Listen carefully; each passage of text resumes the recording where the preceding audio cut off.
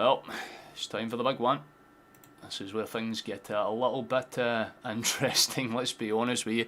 It's a match day, and more importantly, a pretty crucial one for the season ahead. How yous all doing? Hopefully, yous all well. We'll shout out the first few. How you doing, kid? Nice to see you, mate. Hope you're well. Likewise to you, and we'll love to see that. How you doing, Big Rab? I know I'm pretty sure it's Big Rab if it's the logo remains the same. It's just a different name, right? How you doing, Chief? Hope you're well. You're actually really confident. I'll touch on that in a moment. I'm not sure if you've seen the lineups or not, Caden, but it's a pretty interesting one in terms of how we've set up for this. A few changes that I think were obviously needed because of the injuries, let's be honest, but still very confusing nonetheless. How you doing, Pedro? Nice to see you as well, mate. Think Celtic could be in the end of a skeleton today. Yeah, definitely circumstantial. It depends also on how Hearts play from the get-go, but they will probably be the more confident in terms of domestic form. They're still the only team left unbeaten as of now, so essentially it's do or die for Celtic. They need the 3 points to kind of close the gap. That is minimal requirement. Let's be real. There we go, show Hearts what champions look like, and yeah, I mean, look, again, it's more about kind of confidence, right? Celtic will have that advantage of obviously playing a bit of a alright game against Stonegras. We weren't brilliant. I don't get why everyone just overlooked the first like 60 minutes, but yeah, we really did kind of have to play a lot better against Hearts today if we want to really grab anything out of this, let's be honest. But nonetheless, we're live. We've got about 10 minutes until kick-off. We're just kind of running through all the things that I need to hear, so do bear with me while I set these up. I always hate early morning kick-offs. I say early morning, it's more like early afternoon. But I've been awake since like 6 AM, so if I'm a little bit sluggish, then you know why. But let me just pull up the basics here so you can get a little rundown of what happens. Obviously, domestically, this is what it means. If Celtic can win the day, we still don't go anywhere close to Hearts, right? We're still 2 points behind. We're still a whole game away, but at least it gives us that opportunity to kind of do some damage. So just put that notification in Disco, make sure that this went out. I think it has, so we're fine. Fabulous, there we go. Right, there we go. Can't really complain about that too much then. Yeah, I mean, it's pretty interesting, obviously, because if Hearts win, the gap goes to 8. It's a bit more of a difficult chase down because obviously you've got that 2-game swing that they basically have almost 3 at that point. So yeah, I mean, ideally Celtic don't want to make any mistakes. What's going on with Simpson Pussy? I don't know. I really don't understand the lineup, to be honest with you. But yeah, Google's doing that classic thing where it doesn't want to show the lineup, despite the fact that the game is about fucking 8 minutes away for kick-off. So I'm just going to pull up a lineup sheet. Just bear with me. Thanks, Google. You're a cunt. Let's just fix that. Let's pull up a live score, something that gives me a confirmed lineup anyway, because ours is very confusing. Let's be honest, it's just really confusing at the best of times. Nonetheless, it's what we've got. It's what we have to work with. So, let's pull that up. Yeah, you're not going to see the outer ones, but I mean, Hearts lineup's pretty much as you would expect, 100% pretty much what you would expect. It's obviously Schwarrow starting in between the sticks. He's a very solid shot stopper, has been pretty consistently decent for Hearts, to give him credit where it's due. Obviously Kingsland and you know, McEntee are the other ones in the fallback. Obviously Halkett and Finlay, everyone knows Finlay for his Kelly days, but he's been very, very solid for Hearts. You've got to give him credit where it's due. Obviously the midfield too, Cameron Devlin and Benigni, very solid, can't really argue with that. I think it's Chris Sidris, I'm not sure if that's how it's pronounced or not, and Milner starting on that kind of equal side on the right. Their front two are the dangerous ones, obviously. I mean, I've spoken about Braga once or twice over the course of this season, you know, minus the team that beat us, but Braga, the player, actually pretty solid for Hearts. Very good looking player. He knows how to get in behind, cause problems. Can be a very, very potent counter-attacking, sweeping type of player. He likes to get passes out quickly when he can, but he's very, very good when he works alongside Shankland. Shankland's not really hit the heights, I guess you would say, for last season, obviously, but he's still very much a crucial cog in their machine. But for us, it's very, very different. It's yeah, I mean, just look at the back line. You would have expected Donovan to kind of come in for Johnston. Obviously, he got injured within pretty much like as many minutes of him coming back, basically. It was fucking instant. He was in 1 minute, gone the next. We didn't even get out the first half before those problems. But it's got with Donovan that does come in for Johnston, which I don't mind. I mean, you can make the case that Ralston would be a bit of a more ideal approach when you want a more physical matchup, especially if you're going up against good wingers like Chrysidis and, of course, Milner. But again, I don't mind that Donovan's makes sense. However, Dane Murray is the other one, which confuses me in a lot of reasons, because we have Trusty and Simpson Pussy, and we've not chose either of them. I don't know what Trusty needs to do to get a fucking match, to be honest with you, but I guess it's a case of, look, maybe Dane Murray and Donovan, because they've worked together a long fucking time. I mean, they've been in the academy for however goddamn long now. So, yeah, I mean, on paper, maybe they've just got a bit more chemistry, but it leaves the back line basically up in the air, because Scales is either really good or very inconsistent defensively. We know what he can do going forward, obviously. We've seen that against Sturm Graz. He's a very solid kind of attacking defender, but it's going to be a case of can Dane Murray be trusted to kind of close those spaces down if Scales steps out? Obviously, Tierney being on the other side, you could have made the case that Sriracha should have started this one, but then again, I don't mind that too much. Tierney will press a bit further forward. The midfield three makes sense. I don't mind it too much. Obviously, you've got Rio, McGregor and Nygren, and like I said, it's that rotatory system where you'll have kind of Nygren and Angels rotating on who's kind of centre midfield, who's on the right, so on and so forth. The big thing obviously was the striker choice. Would it be Yamada? Would it be... Nah, it's Kenny. And I know I gave the boy a lot of shit because he didn't score, but he does have that possession ability to him, so hopefully he can pop up with a goal today. The one thing I like to see out of a striker is finishing ability. It's not about making chances, it's about taking them. So if he can get a goal today, that would be massive, not just for us, but for his confidence as well, and I really hope that's the case, because I don't want to hate the boy, but if he's going to be like Ira and miss every fucking chance that he gets, it's going to be problematic to back him until the end of time. But Tynecastle has been very solid for us, very, very solid for us, and I don't mind that he's in the lineup either. I mean, you can make the case that Balaguisha could have started on the right-hand side. I don't think it's that bad of a call to go with Angels and Nygren, because that system did work out, but it took a bit of time for things to gel. So hopefully over the course of the last 2-3 days, maybe Rodgers has been tightening up that specific tactic to get the best out of that right-hand side. But it's always, you know, optional about how we approach things, because if we play through the midfield, we know we're fine, we can cause problems, but again, with the way that Hearts set up, it's that classic 4-4-2. Their entire thing is just stifling pressure. They don't like to give the ball away that often, but they understand that Celtic are probably going to be a side that will have more of the ball by definition. We're a possession-based team, so it's about, at least in McInnes's mind, what the front two for Hearts can do in set-piece chances, and more importantly, crossing chances. That's why players like Chrysilis and Milner are going to be very crucial to their system, because we know their midfield's very standard and capable. They're players that have been featuring in the SPFL for over, I think, about 15-16 years between them, honestly. Devlin's been a long time servant. I remember him for his, I think his Hamilton days. So, yeah, definitely problematic if we can't get through that midfield, but if we do, then we've got the advantage of being able to overrun that space with the fact that we've got that extra midfielder there. So I see the idea, I know exactly what Rodgers is trying to do, but executing it is a whole different thing, right? You can do all the things right, you know, and behind closed doors and have the tactics set up to be pristine, but it has to be executed right. So it's going to be a case of, can Giles be as effective as he was against Sturm Graz, because his passing was very good, and can Nygren be as effective when it comes to chance creation, because he missed a lot of headers against Sturm Graz, but he did get us the winner in that match, so we have to kind of factor that in.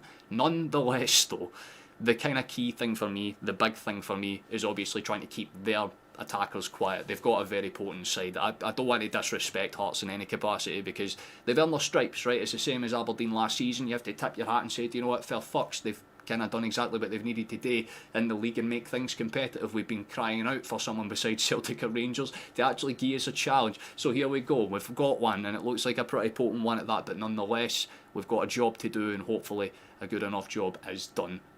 Best case scenario, we do what's necessary. Worst case scenario, we're 8 points behind. It's really that straightforward.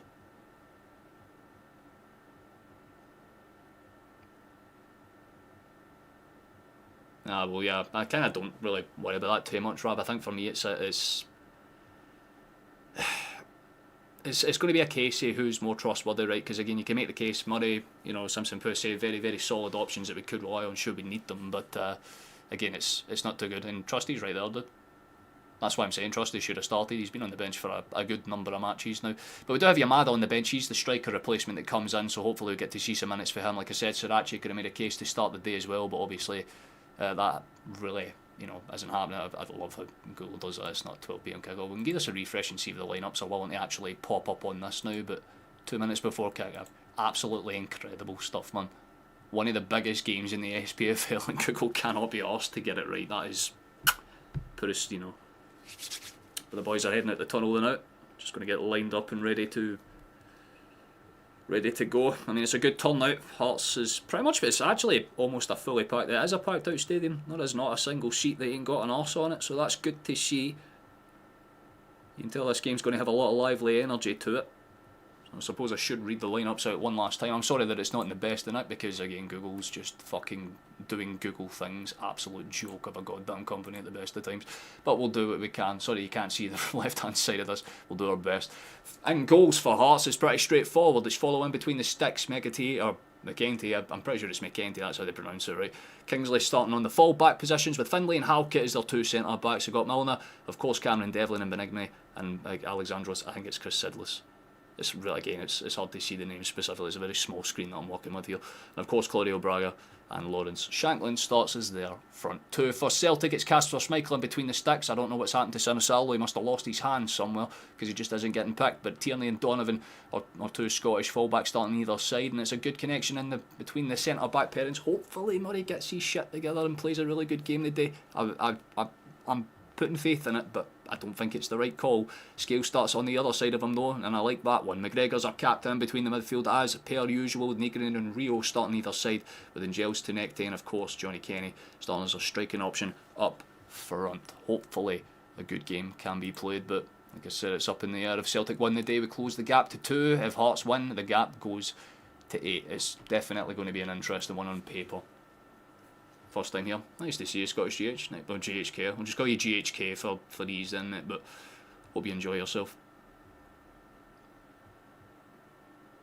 Oh, you evil bastard, David. No way. You're one of those.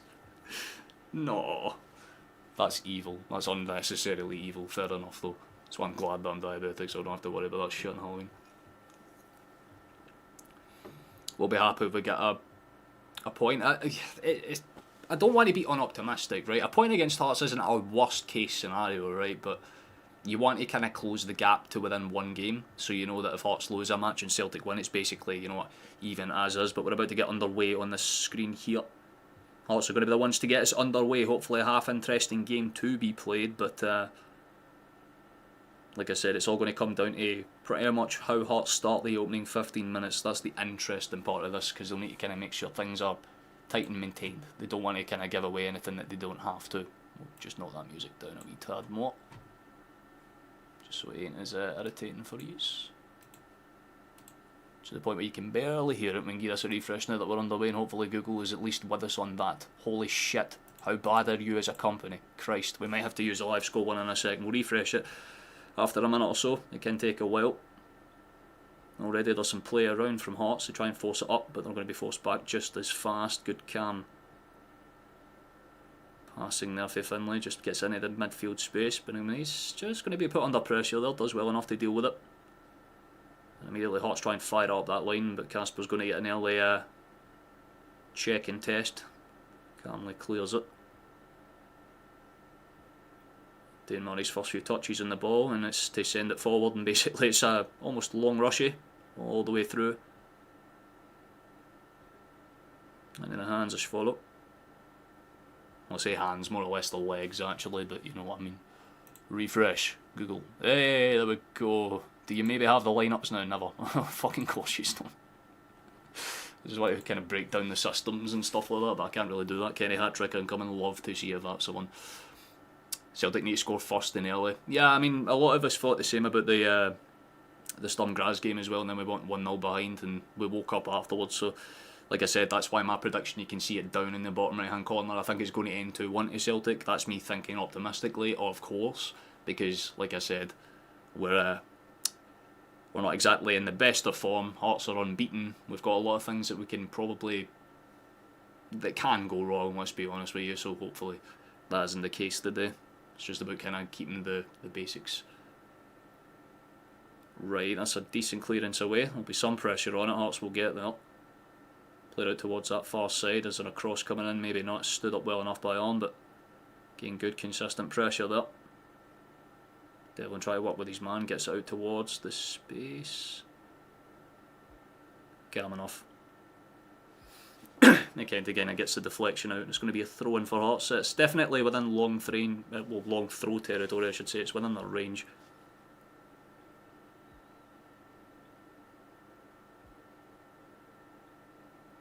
It's going to be interesting to see where this one ends up. They don't have too many bodies in the box, but they can find that knock on. I guess that's probably the idea. Yep. They do get the knock on, but it's cleared away calm enough by McGregor, just kind of toe pokes it clear. Around the man in maroon, that's a good step inside, good calm control as well. The cross in ain't half bad, easily cleared away. And like I said, it looks like Hearts are going to be starting this game with a more offensive step in their... Oh, that's a good fucking pass actually, Jesus Christ, that could have been dangerous. Good block in the end by Tierney, forced it wide for a corner. But case in point, all the chances are one-way traffic as of now. I know it's early doors, but not a good sign. Hey there, Mark, nice to see you, brother, hope you're well.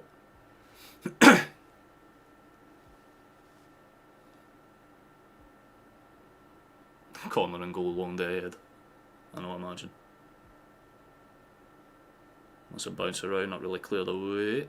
Scales does eventually get onto the end of it and fire it as far away as possible. Kingsley sends it back in, that could be dangerous. Cleared away again by Tierney, it's just pop and clear for Celtic now. Eventually we do get something on it. Pass forward is absolutely fucking woeful, to be honest. Kenny puts some pressure on, has 3 attempts to get the pass away, fails every single one of them. That's not a good sign.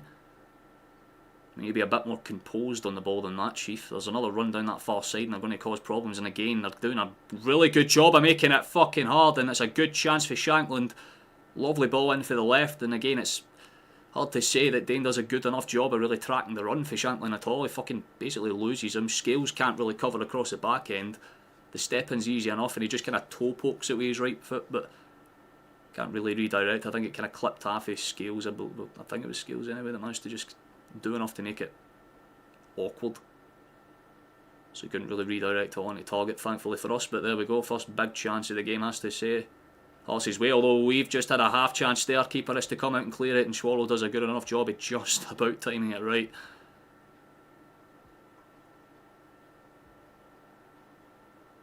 At least it's a slight sign of positivity.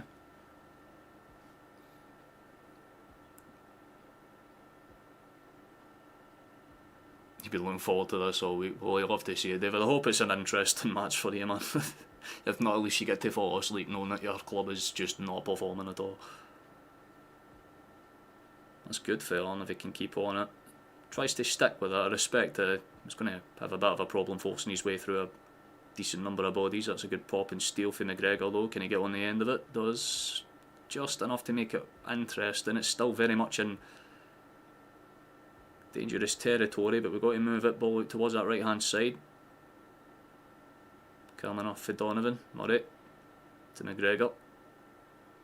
Well done towards Rio. He'll just kind of tap it across for Tierney.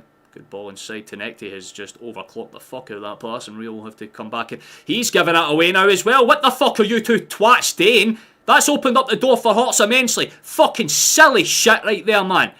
Shot for Hearts. I think it takes a deflection and it's either out for a corner kick or a goal kick. I'm not sure if he just curled it away. But Tierney gives the ball away fucking stupidly, and then Rio, just as dumb, doesn't fucking look where he's passing and just plays it straight into a path. It's a 3v3, and thankfully for us, we got away with it, man. But fucking hell, you need to switch the fuck on, lads.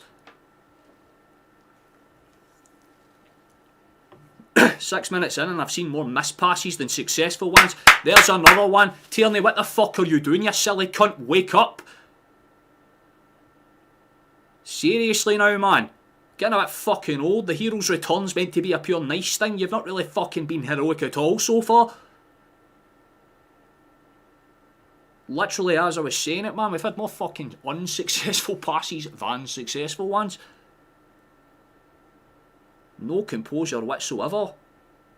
Need to get your fingers out your arses, lads. Kingsley. Played out far side. There's that's a lovely back heel pass, in fairness. Kingsley with a cross. Cleared away comfortably enough for Celtic. Throw in on the far side. Seems like all we're doing is just getting defensive touches away. Need to wake the fuck up, lads. Going to be another long throw for Kingsley here. You can tell by the fact he's got the ball under his shirt. That shit's going to get... Tynecastle is a great atmosphere when full, and it's good to see more of the fans are caring less about Hodge and more about how Rangers... Fair enough, man. I can't argue with that. This is how we play. Hopefully, I'm not really sure what that means. Oh, for fuck's sake. I turn away for half a second. It's in the back of the net. Shankland scored. Yeah, it's not, you can't even argue with it. They deserve the lead. That's what we get for being absolute fucking shit. And it's what Rodgers gets for feeling a bunch of fucking players that can't defend. What do you fucking know? Let me guess. Dane Murray not marking his man. Kingsley, lovely cross. It's just so pathetic, man. Like, Schmeichel does a decent enough job to cover that, and then Dane just fucks it into his own net, the silly bastard. It's not even a... It's so fucking typical. See the prick that was saying Dane Murray's 6'4"? Doesn't matter, he's got legs of a fucking gazelle at best. Bambi on ice, man. He just punts it in his own fucking net.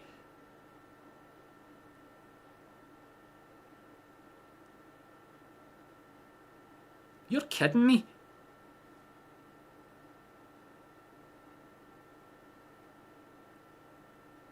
Nice. I guess we are just throwing the fucking title away. At least we got a shot on target and it's for them. Fucking dumb. Celtic will try to cut it back inside in the box and we give it away. What the fuck am I witnessing, man? Google's still yet to get any fucking updates right with this, by the way. Fucking $1 billion cooperation. Probably more than that, actually. I'll just do this and get the fucking stats page up, man. No, because it doesn't even show in this, technically. I'd need to like reposition it. Well, we've managed to get the ball through in some capacity. It doesn't work out there.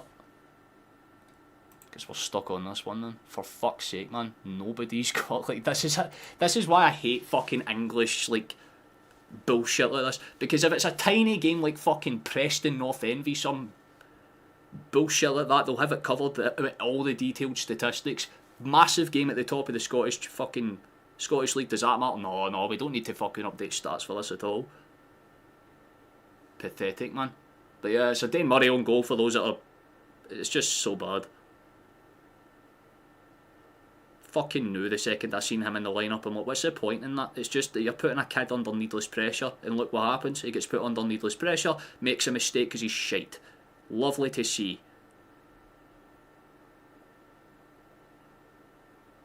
Good movement around the edges here. Trying to force the issue. Ball into the box is half dangerous at best. Follow has to kind of punch it clear though. Doesn't convincingly get rid of it. And let's just bobble it around on the edge of the area. It's going to be a throw-in for us on the far side.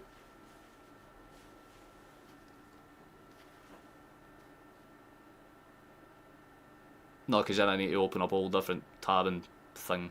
Okay, and it's bullshit. Streamlabs is like Windows. Look, yeah, you have like Windows that it kind of records to keep tabs of things. You know, so I'd have to like change a whole bunch of shit. I'm not doing that. Fuck it, man. If Google wants to be just as shit and inconsistent as us, then fair enough. We'll get a refresh just in case, but this, I fucking hate this, honestly. Smashing. There's a break forward for us down that left hand side. We're going to need to fucking move it though. Yep, pretty much about right. Another giveaway. Seems like that's all we're doing right now. And just going backwards and side to side. You cunts are fucking miserable at the best of times to watch, but this is pathetic, man. You've basically punted one into your own net and then proceeded to play like fucking maybe Livingston at best right now. Very Livingston-esque. Stale as shit. Got to get in the forward fucking march at least a little here. There's a good pass out towards the right. Cut inside by Negrin. Very well, actually. Here's McGregor. Chance into the box. Shot! There we go! There is an equaliser. Instant response. It's the skipper. I almost feel bad for Hearts because the first shot we fucking get, we score. But fair enough. That was actually nice football. Yes! 2-1 is on, boys. What the fuck was that entire thing? Both teams have been absolutely miserable defending here. Both goals were easily preventable. It was a nice pass and play for Celtic. But where the fuck was the step-outs for anyone? Finlay doesn't get out. Benigni doesn't track back. Neither does Devlin. Opens up the midfield space. McGregor gets one ball out to the side. Tynecastle lays it off Tierney. Brilliant cutback. He finally gets that pass away. And McGregor, very calm finish. Almost similar to what Scales did against Sturm Graz, except the other way around. Puts it towards that far right side. Nice. Hold the phone. We're not fucking done yet. What the hell was that? Lovely finish for McGregor. Can't take anything away from it. Nice to see Google fucking trying its best to update us. Smashing. Absolutely smashing.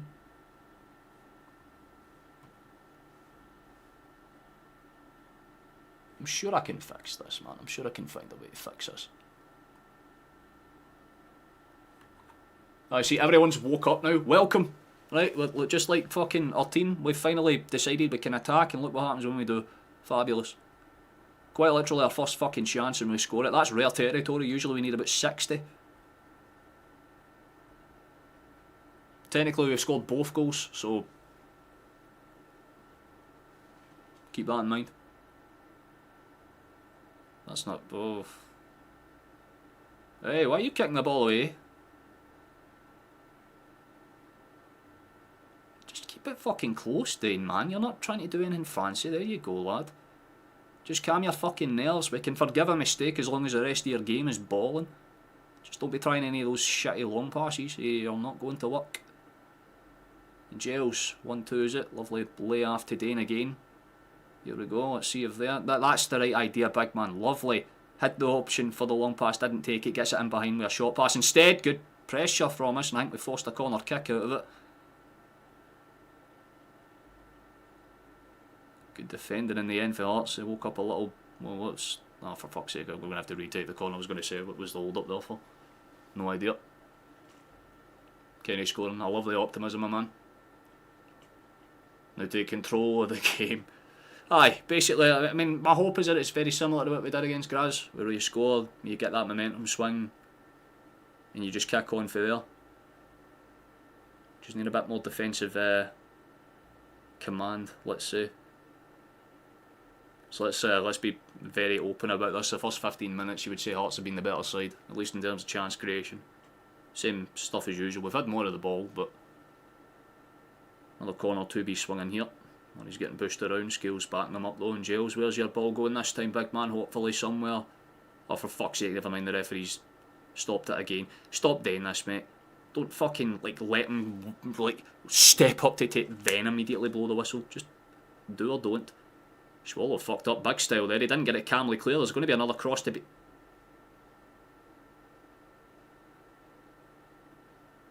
Rio, what the fuck are you doing? Anytime I've seen that man attempt any sort of complicated pass, it has been so badly fucked. Same as the rest of them. Same as Dane, Rio. Get your finger out your arse, man. Fuck's sake. It was bad. It was really bad. Nonetheless.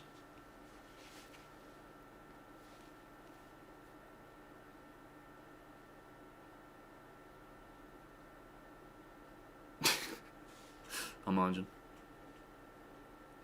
Nah, fuck this. I'm going to fix this shit. I'm going to see if I can do this now. Let me just... If it wants to work with me rather than against. Because what I can do is this. Then pop over to this one and I can maybe get the stat sheet up that way. No, I can't because it's too large scale. That's the issue. Sorry boys, I did try. But it's back to the one that makes sense so you can see the time still. There we go.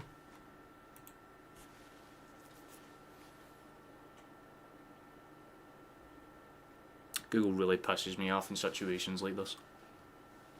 Everything else works completely fucking fine, and the biggest, easiest thing, I just update live scores and have stats. I guarantee you, is there another game going on in the Premier League or something right now, and I'll prove my fucking point in real time.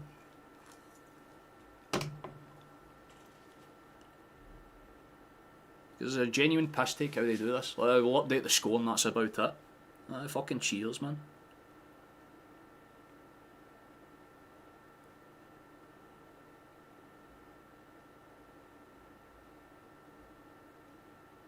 Oof, awkward, they hooked that one away just in the nick of time, thankfully.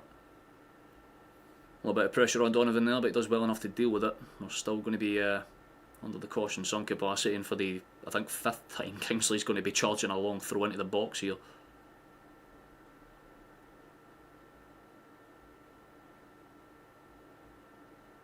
That's fun.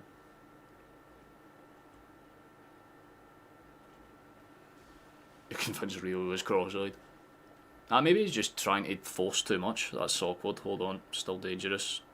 Horse player's going down in the box, trying to claim something. He's put his arm up in the air.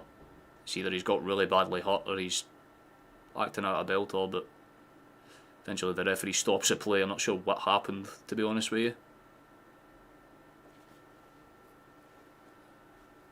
Didn't look like it was anything too serious, to be honest, but I could be wrong. He could have got caught in the head or something. Oh, maybe he did.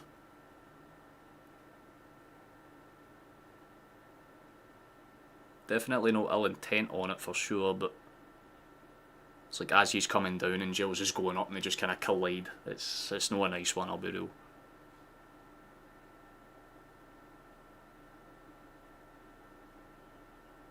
Give him credit for trying to go to that. It's just showing that dead money goal again. That's why I was so confused. It didn't look that fucking threatening, to be honest with you, and then it just... Like, I looked away as soon as Shankland went to shoot it, looked back and Dane Murray punted in. He's like, that is incredible. But our goal was actually alright, counter-attacking wise. Very clean to watch.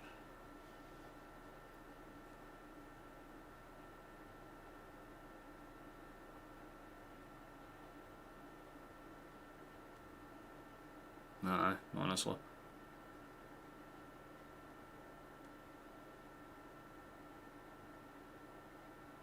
I think it's just a balancing act in that back line, right? If like Casper makes a really good save, then one of the defenders will make a horrifying mistake, and if a defender makes a great tackle or something, then Schmeichel will make a horrifying mistake. But it's been a very strange opening 20 minutes, to be fully honest with you. I mean, Celtic have definitely grown into the game a little bit more. The opening kind of 10 minutes, you would say, probably sways Hearts' way. In the last 10, probably more so Celtic's.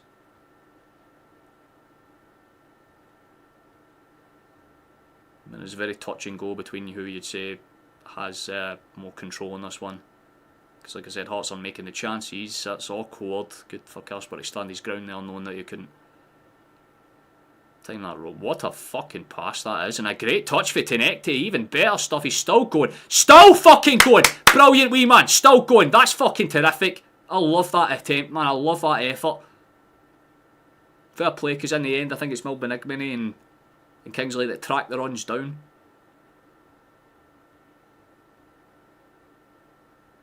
But he did so fucking well to get away from that, man. That was brilliant.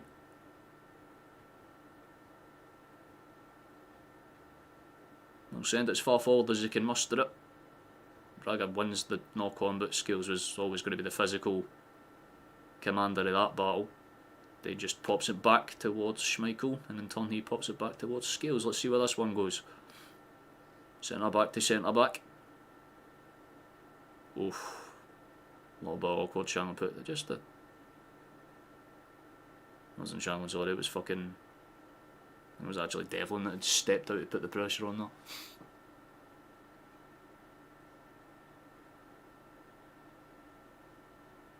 That's what it feels like, honestly. Not wrong at all, Caden. Nice to see you in good voice, Harry. Oh, nice. Pressure. Well, cleared away calm enough. Celtic will try and keep it in play, but I think it popped out regardless. Throw in. Tina gets the ball back. Let's see where it goes. Hopefully down the line. Right idea. Tynecastle just forces it back to Tierney. No real options from him, that. Good switch across on that far side. Rio to Dane. And Dane just about gets it out to Donovan.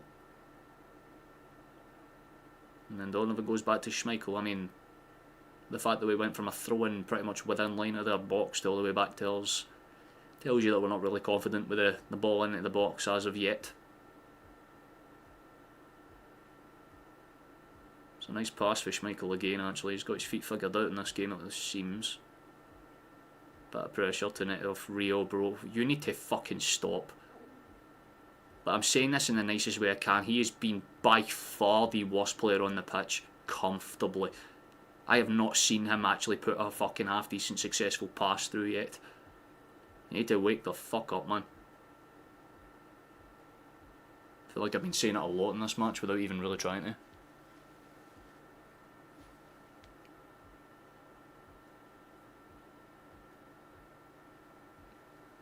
I think it's a bit too early for changes, admittedly, David, but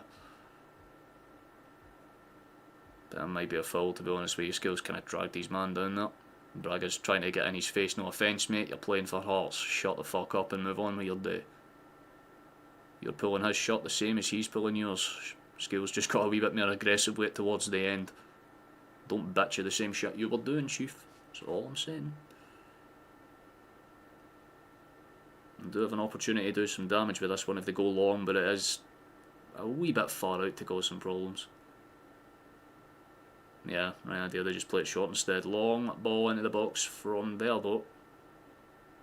Maybe there's a half attempt, I like that. Calm.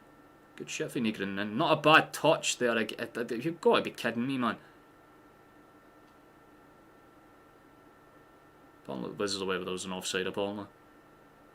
Aye, nice of them to let fucking one of our players get absolutely clotted before bringing that up.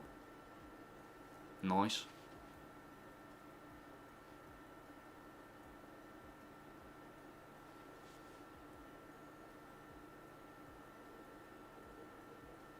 I wouldn't even say that's the case, to be honest. Oh. Oh, there was a half chance there. There was a half chance there. I think we've got a corner kick at least. Speak of the devil.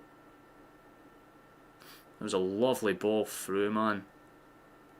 I honestly thought, yeah, that was the issue. It's like Rio tries to run for it, gets into the box. He does well enough for that one. It takes like a big deflection and it's out for a corner.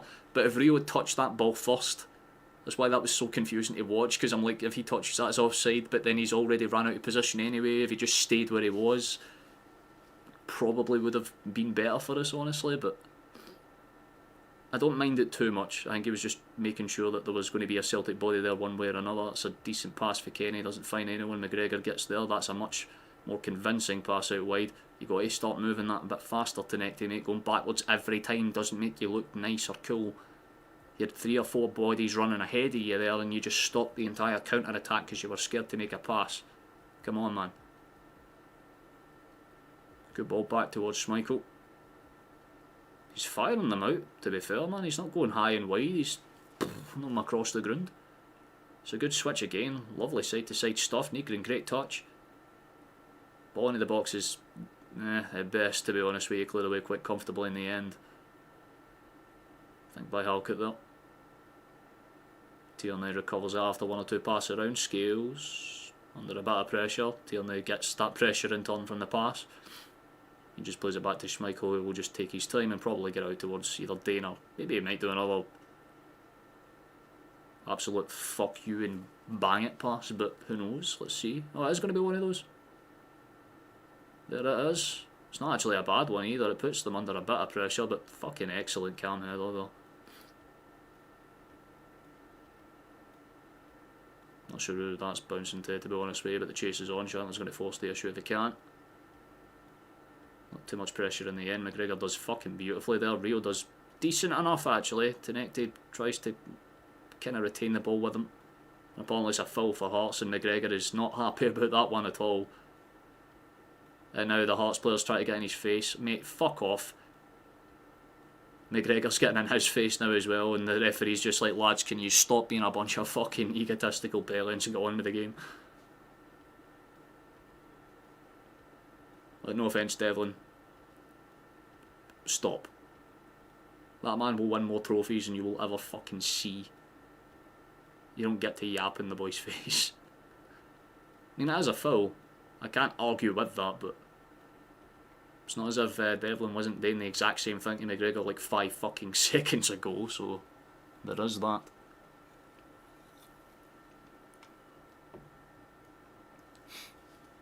You've been worried about this all week. We're playing with a threadbare squad. I mean, yeah, we're not playing with full strength, but the boys that are on that pot can definitely do some damage.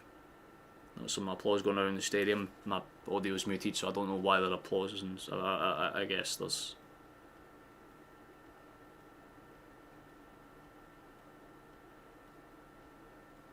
a thing going on. I'm not too sure.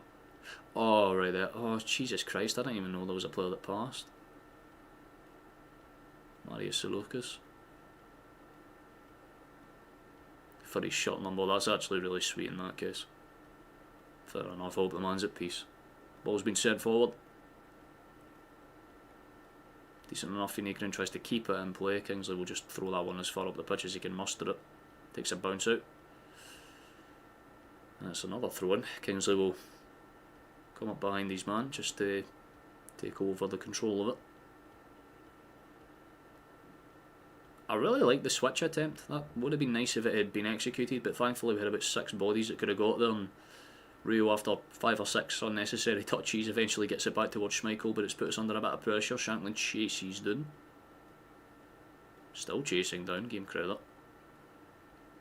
And in the end, Murray just forces it forward. That is an awkward touch. Tynecastle tries to chase it, make it awkward. Tierney tries to chase that one and make it awkward. It's just very, very weird football, but Celtic retain it. Good for Rio. He's just been clipped a belter there, but equally brilliant challenge, and Hearts can maybe counter-attack, and in turn they make a mistake by not getting the ball out as fast as they could. And it's just very strange midfield bullshittery going on right now, man. McGregor's having a hell of a fight. He was really good against Slumgrass as well. If it wasn't for Scales' brilliant second half performance, McGregor would have been my pick for man of the match quite comfortably. And he's just done fucking excellent there. Skip past his man, no bother at all. Just reminding Devlin that he is still, in fact, 10 times more effective than he will ever be. Lovely pass out to space. McGregor forwards it out again. Here's Angels. Not too many moments to shine this match, but concerned he's been playing out of position, not doing the worst job in the world of it. Nice for Rio. That's going to open up some space for a cross, and it's not a bad cross if there was just maybe a leg out for Kenny there. Could have been something on. It was not a bad ball at all, man. Very nice for Donovan. Oh, that angle, yeah, you can see why he didn't go for it then. I like the attempt though. That was respectable, not bad. Definitely much more improved as a whole over the last kind of 10-15 minutes. Jesus fucking Christ. Well, Hearts, they're going to bitch at that one. I don't think Miller's too happy on that far side. He's screaming that he's not done anything wrong. The referee's having words with him. Or is it McKenty? I'm not too sure. One of the two of them is just absolutely blitzed. I mean, yeah, they do collide. I think it's just how late he comes in. That's more of the issue than the actual contact itself. It's just dangerous play, I guess. Not a cautionable offence. Totally understandable why it's a foul, though. Very physical battle, though. It's one thing you will say. Neither side's willing to really give or take an inch here. It's more or less push and pull the whole way. Donovan does what he can to force that one up. Kenny will put a slight bit of pressure on, and Finlay just does the right thing, honestly. Just gets it away, if in doubt, get it out. I thought that as a child, and he's done it to a T. We'll give this a refresh, and hopefully there's some fucking updated stats, but I highly doubt it at this point. Going up expecting shit for this company now. Like the timeline, even though it's been 2 goals, I just kick off at him, man. Fucking joke. Can we just have the table? That would have been nice if I could have just had the table with the score, but we can't do shit right.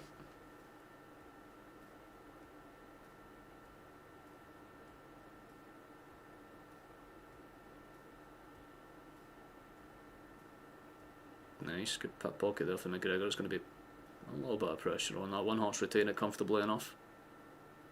Halkett.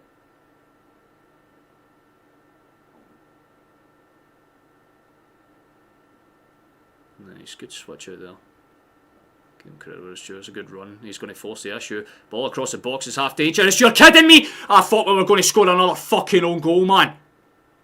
Jesus fucking Christ, can you stop passing it towards your own fucking net, man? Who taught you to do that? It's a good original clearance for Murray, but it's cleared straight into the fucking path of Donovan, and Donovan nearly redirects it into his own fucking net. Schmeichel can't get across to it.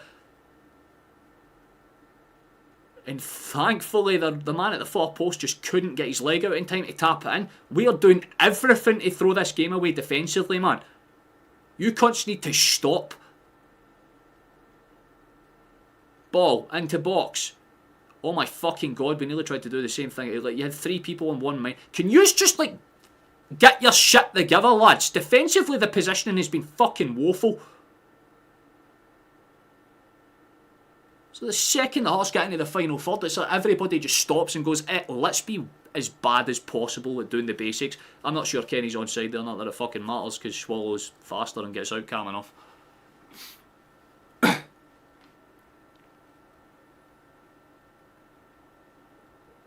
That's what it feels like, coffee, just a wee bit.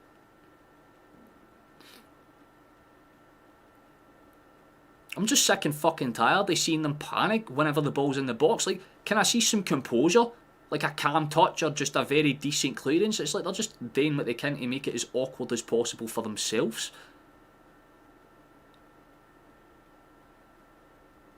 Good pass there. How's your control connected? Pretty solid, big man. Calm flick over. That's good for Rio. Oh, lovely for Rio. Great control. That's a lot better.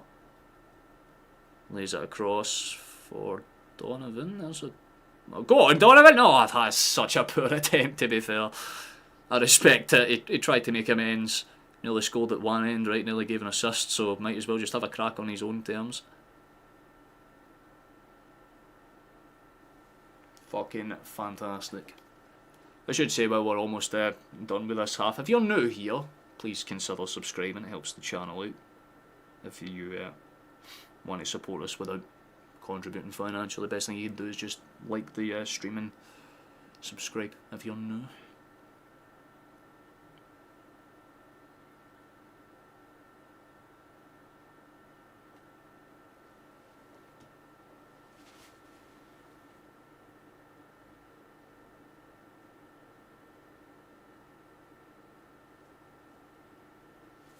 Consider this is down and dealing with these problems.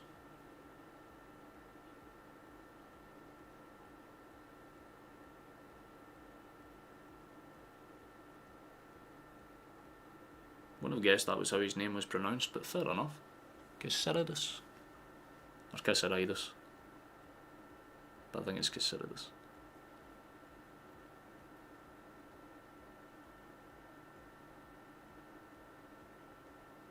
Unless he seems in good enough nick to come back on pretty much straight away. Swallow's going to punt this one as far wide as he can. Good enough head off his skills, can't argue with that too much. I mean, possession stats have definitely gone a lot more Celtic's way. We've had more of the ball. I mean, I can't really tell you in terms of shot creation because I can't look at the fucking stat sheet because Google, thanks. Try and fix that half time if we can.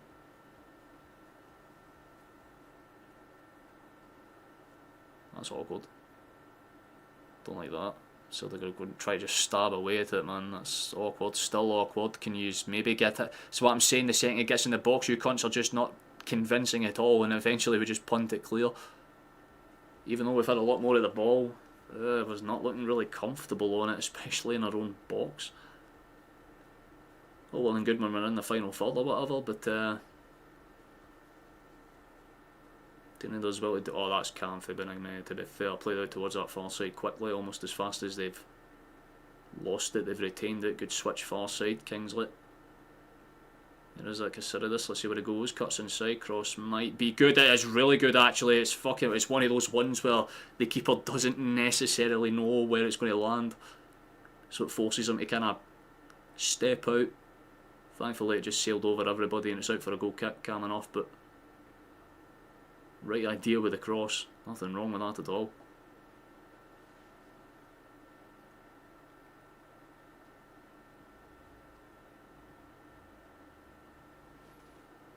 Well, I'll just hang you the live score one. It's just because I need to shape it into the actual, you know, box because the overlays are different.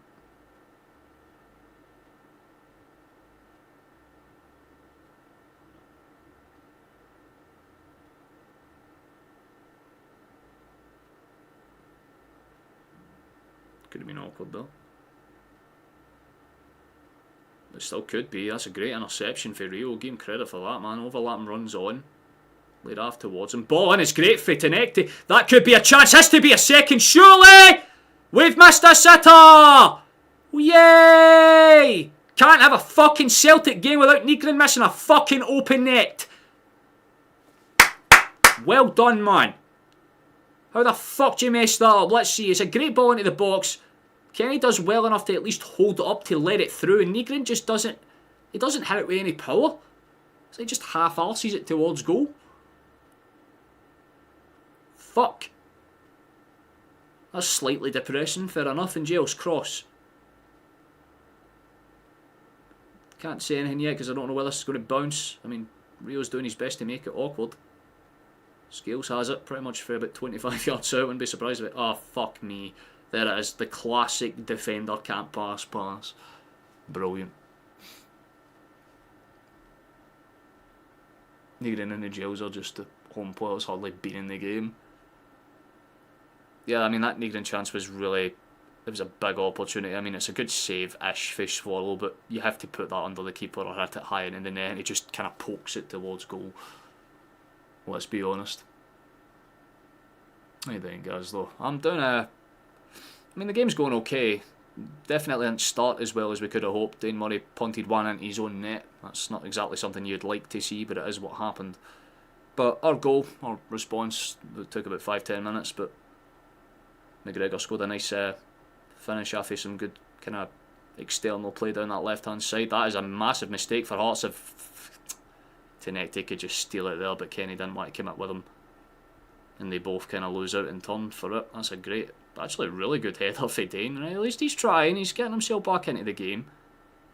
Tierney goes down a wee bit too softly there. Why the fuck would you like... I think Tierney needs to come off, man. If there's two changes on that pitch that you might want to consider making, it would probably be for me, Rio and Tierney. Those two have been very... Like, at least Rio's trying to grow into the game. Some good interceptions and passes here and there, but can't say the same for Tierney, man. When a Rangers kicking off, they kick off, I think it pretty much right after us, right? I'm pretty sure they kick off at 3 or 4.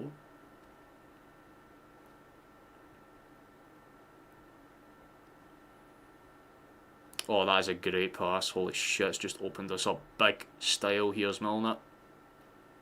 Tries to poke it into space. Good clearance in the end by Angels, but still dangerous-ish. Kenny does well to get it into the box. That's a good, really good pass, actually. Another whip cross, another dangerous bounce around, and again, we still don't look very convincing with it, but we hook it clear. Following the same patterns as a lot of the balls into the box for Hearts. I don't think Kelly's a team you should necessarily worry about too much. I mean, you've got to have at least some optimism, because, I mean, your first game in charge, being in a Europa League game away from home, yeah, like, you can't fault them too much on that. You'll get to see a bit more tactic range today, I'd imagine. Oh shit, that's dangerous. Takes a bounce around again. That's a half chance for Shanklin. Gets the shot away, but it deflects, and the one or two passes, there we go. Eventually Tierney just does the same thing as always. Punts it as far up the pitch as he can. Halkett will chase it down. That is Halkett. Yeah, it's Halkett, never mind. Finlay. Back to Halkett. Back to Finlay. Some pressure finally from the Celtic striker. Oh, there we go. Nice. Good header. I like that. That was very calm and controlled. That's what we want to see more of. Schmeichel, that's not exactly ideal, man. That's the one time your pass is off range. Great step in. That's fucking better. Give Dane credit. He's, you know, ever since his mistake, I think he's finally just woke up and got himself together and tried his best to push through. He's not having a 10 out of 10 performance, let's say, but he's at least dragged himself back up to a 5 out of 10. Nothing great, nothing horrible. One or two good standing challenges, but would have been nice if he played like that for minute one. Still need to see some defensive cohesion between that back line, because everyone's stretched across. There's no straight lines. It's very much every man for themselves here. Did Schmeichel keep that in? He did not. Corner kick for Hearts. Fuck. Fair enough.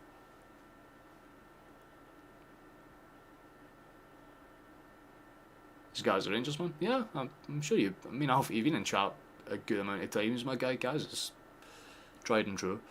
He's just very pessimistic about his club. Saw some flashes of old style Kieran Tierney played during the week, but he's saying has been the mistake that I feel it would be. I feel like a lot of people knew the risks with it. I mean, I didn't like Greg Taylor that much, but even I was saying it would have been wise to keep him just in case Tierney didn't work out, because at least that way you still have a very solid Scottish international option. But it's got to be a foul. Yeah, I was going to say, I was thinking it was going to be a foul.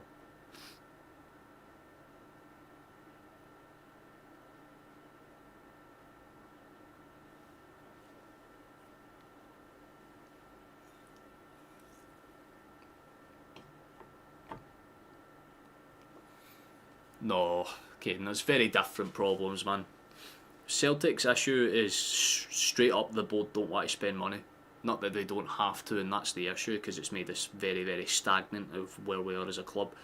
Rangers are in financial disarray from like top to bottom, because they've spent like a lot of money on scouting for managers that don't last more than a year. Hell, some managers don't even make it past fucking 90 days. So when you look at it from that perspective, yeah, they're definitely different in that sense, but it's the same kind of thing. It's the cunts in the suits and ties that are ruining the club, let alone not so much the players on the field themselves. They can only do what they're put on the field to do. But I've got to say, I don't know what the fuck the point in Kenny in this game has been. I've barely seen the lad. I'll just be upfront about it. I don't know what I'm expecting. I think I've seen him twice. He did well to hold that chance up for Negrin, but that was pretty much about it. All concerning, in fact, we didn't start off as ideally as we could have. I don't think a 1-1's a horrible result for either side going into the half. Hearts will feel like they could have maybe squeezed out one or two more the same way Celtic have, but both teams have scored pretty alright chances. I mean, you can say what you want about Dane Murray scoring the own goal, but Shanklin being able to kind of pop it back into that space, you've got to give them credit for that. And for our goal, again, it's defensively inept as Hearts was for that one, the passing move for Celtic was very nice. So, you know, ups and downs for both sides. I don't think either will be too disappointed. I think 1-1, it just means it's as is, it's clean slate. Second half, it's just whoever wins that basically, but both sides know they can score. So it'll be interesting to see what tactical changes come across the half-time break, because again, Celtic have been the better team in terms of possession, creation and stuff like that, but it's not really been translated to, you know, actual chances. You'd have to say Hearts have had probably more of them.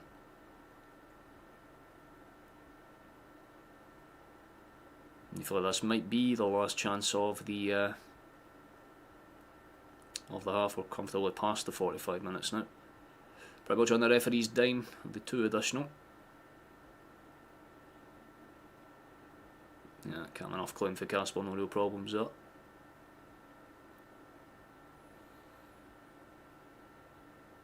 We've got a minute left, so it's more or less about to. Well, maybe we go forward with that. Actually, I was going to say he could have held it up and played it into space. He didn't do that, just opted to go backwards.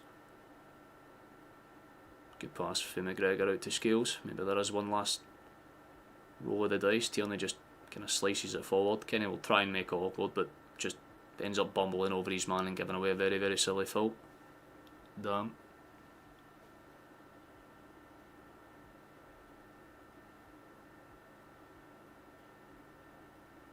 No. Love to see that, Stephen. How you doing, man? Let's win this game today. I mean, I'd say we've been the better side ever since we went behind, but I don't know why we need to go behind to play half decent. I don't get that. Is that like, you know, one of those video game buffs? So you become 10 times stronger when you're facing death. Like, nice, man. We'd rather not concede to be half decent. Oh, fuck's sake, Michael, that's not ideal. Slices that one away, and it's going to be one last throw of the dice for Hearts. It'll be.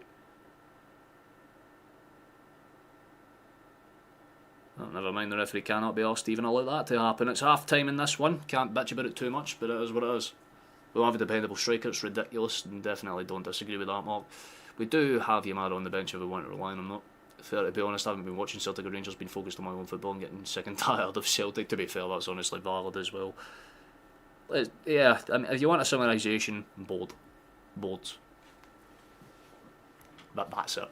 Let me, very quickly, I'm going to do this the now, because it'll piss me off if I don't do this the now, but I need to, like, condense this shit so much, and it will look silly as shit. But my hope is that I can get this to display the shots and time.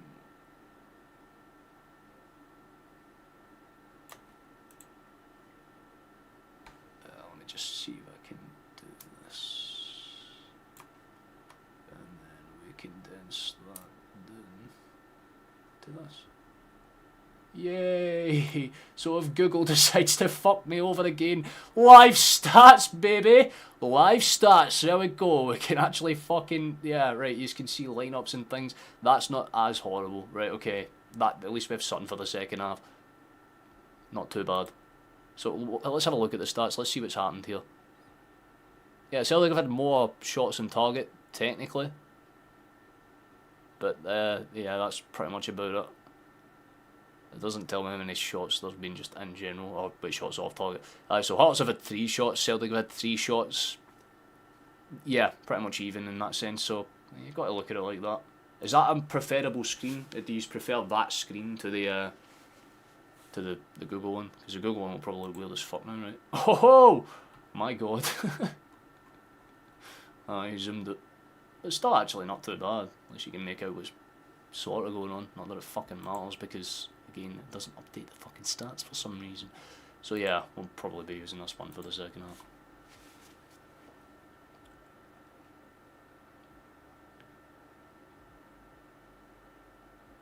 It'll depend, honestly, guys. The one thing that you do have the advantage on is having at least some form of natural strikers, although that Sharmiti guy is shite. I mean, I don't understand.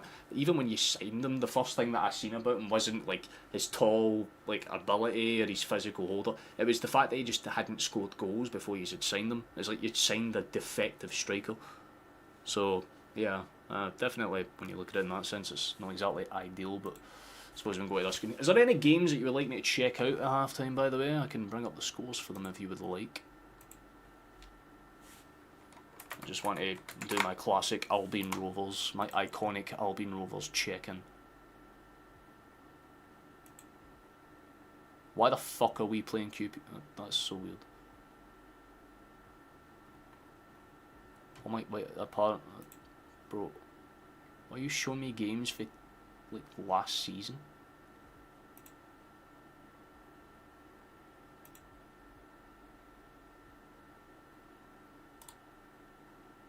I'm so confused. Is Google just having, like, an absolute nightmare? What the fuck is going on, man? I just want to look up my team's current fucking schedule, and the games that it's showing me is for...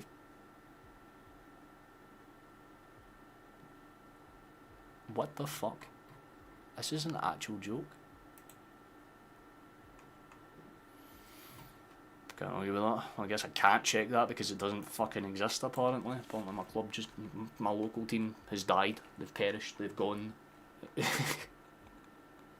is retarded. Fair enough. Let me have a look at the Premier League then, because they'll update every one of those matches. No fucking bother, right? I think they're all 2 PM kickoffs if I remember right, but I just want to check in case there is one on. Yeah, they're all pretty much, with the exception of Everton and Tottenham. That's actually going to be a pretty interesting game, as is Aston Villa and Man City. Although Aston Villa lost to fucking Go Ahead Eagles. I seen that was insane. And then Palace lost to equalizes or whatever their name was, and you're like, what? Also Sunderland, fair enough to them actually too. We gander at this, you can see it on the side there, Sunderland. Good for them, nice to see that. I like Sunderland, they're a good wee side. I like both Geordie sides.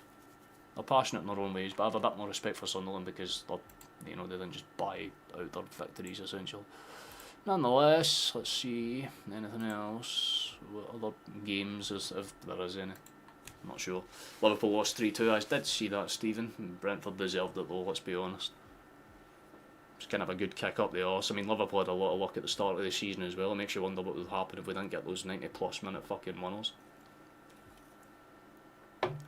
good old, well, it's the good old, you know, hangover for last season, on top of the fact that, you know, you're still dealing with a lot of shit on top of that as well. However, Isaac needs to wake the fuck up. Just could have got Czerny back instead of that 10 million striker. Yeah, no, genuinely, the players that they've let go are the ones that can be, like, Czerny was he would have been a great addition, honestly. I think he would have been very, very solid for them. But, yeah, obviously, some players probably just don't like doing that one.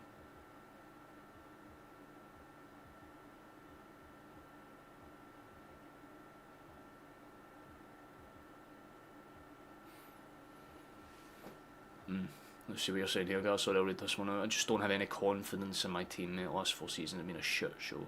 It's gotten worse this season. We've only won 1 game. We spent 10 million on a waste. Yeah, well, I can't argue with that one. Just throwing money into a bottomless pit. It's not a bottomless pit. The pit is known as the pocket of the bold. Because at the end of the day, they won't give a shit, right? They'll get transactional fees and all that good stuff as well. They're just promoting the game on the 2nd of November. I should clarify, by the way, because I've covered this game, there is a high chance that I won't be covering the Falkirk game on the 29th. I might do. Honestly, I'm not too sure. I've got a lot of stuff coming up over the next week or two when it comes to appointments and things. I've got potential wisdom tooth surgery on the 4th of November. So there is a slight chance that I'll miss the Midtjylland game in the Europa League. Because obviously I won't be able to fucking speak that convincingly. If I can, then I will, obviously, but I don't know what's happening until it's happening, so I have to just kind of sit on that information and wait.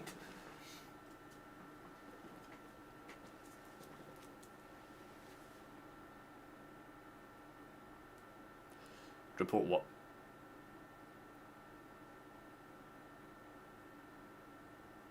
I ain't got nothing to report. Only report is the half-time report, and the half-time report says that we're still very, very bad and we need to improve, but at least we've been a tiny bit more better since we went behind. Like I said, we've at least made chances. Rio's gotten a little bit better since he's mistaked passes, let's say. McGregor has been, again, very, very good. I like the fact that McGregor's playing with a bit more confidence. That's nice to see.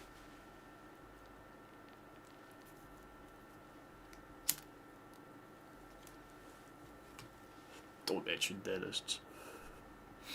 You got a fear of them or something, coffee, mate. Honestly, valid enough, man. I don't really like dentists that much either. I'm not scared of them or anything. I've been to do dental work a million and one times. I just got really unlucky. I don't know if any of you know what ankylosing is, but that was one of the things I had to deal with. So one of my teeth had fused to my fucking literal jawbone, so that was probably one of the times when I'm like, I don't want to go and do that, but I had to. This one's different. It's just wisdom tooth stuff. It's impacted. I won't, right? Yeah, fuck, I'm not going to go into the details of it for coffee's sake, but let's just say, yeah, you know when you're getting referred to a different dentist, it's kind of...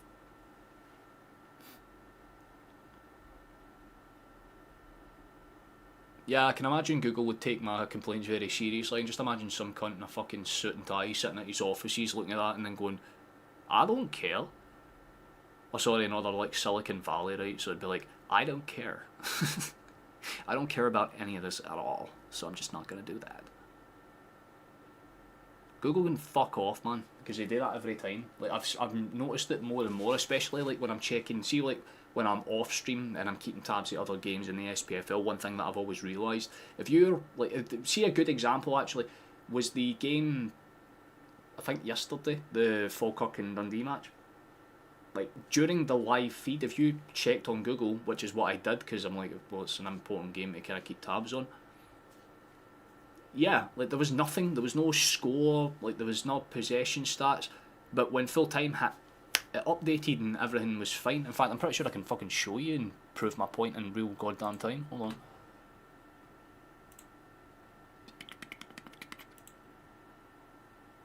No, look, this is what I'm saying.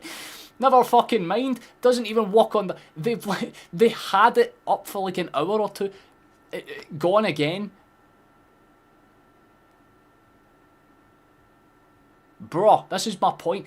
When there's actually, you know, good dramatic matches where stats need to be... There's nothing. Because of course there isn't. Actually, it's so bad. But for a game as big as Hearts and Celtic, you've got the top two fighting it out, man. It's like, nah, we don't need fucking stats for that. You kidding me? Wallopers. Fair enough though. Fair enough. I just wanted to see how fucking Albion Rovers were doing, man. Like, what's the script with that? Let me search it up on my phone. Screw it. The Demon Dentists. You get fed what they only want you to know. What the government pays you to see.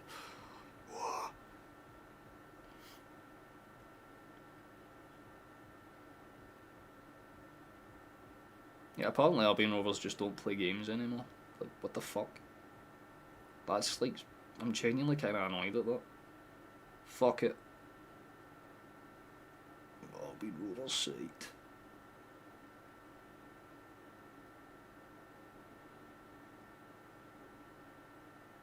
Oh, we beat Berwick on the 20th of October, that's the last time we played. So we've not played in a while actually, so fair enough. Last time we played was against Berwick and we won 4-1. Berwick Rangers, by the way. If you could pick any Scottish player to come to Celtic, who would it be? Money doesn't matter. But for our team, 2 players. 1 or 2 players. It would either be McTominay, because of fucking course it would be. Are you kidding me? It's Scott fucking McTominay. The man is a goat. If not, probably to fit our system, Doak. I think Doak would be a very worthwhile signing on that right hand side. I think he would genuinely be fucking class on the right wing. Plus, we need I mean, it's quite fucking obvious based on the fact we're playing a midfielder in the right spot. But we kind of need a right winger, so I'd say Doak, just on that premise, right? Like, those are the 2 that kind of spring to my mind instantly. Obviously, I know people would be like, what do you mean, John McGinn? I'm like, yeah, McGinn, but Scott's got age on his side. More importantly, I just like the way McTominay plays. And technically, the man could probably play as a fucking striker. That in itself, like, fuck it, bring him in for the vibes.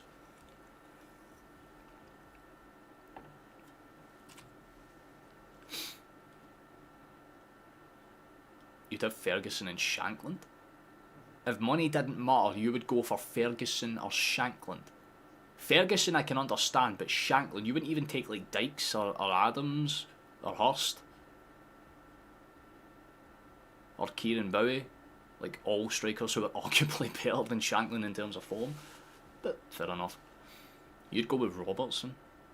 Yeah, I'm kind of in agreement with Rab there. I feel like that his age would just kind of be a bit of a slight problem, to be honest.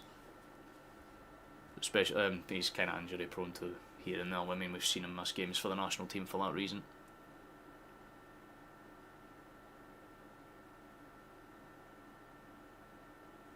What about Ireland? Ooh.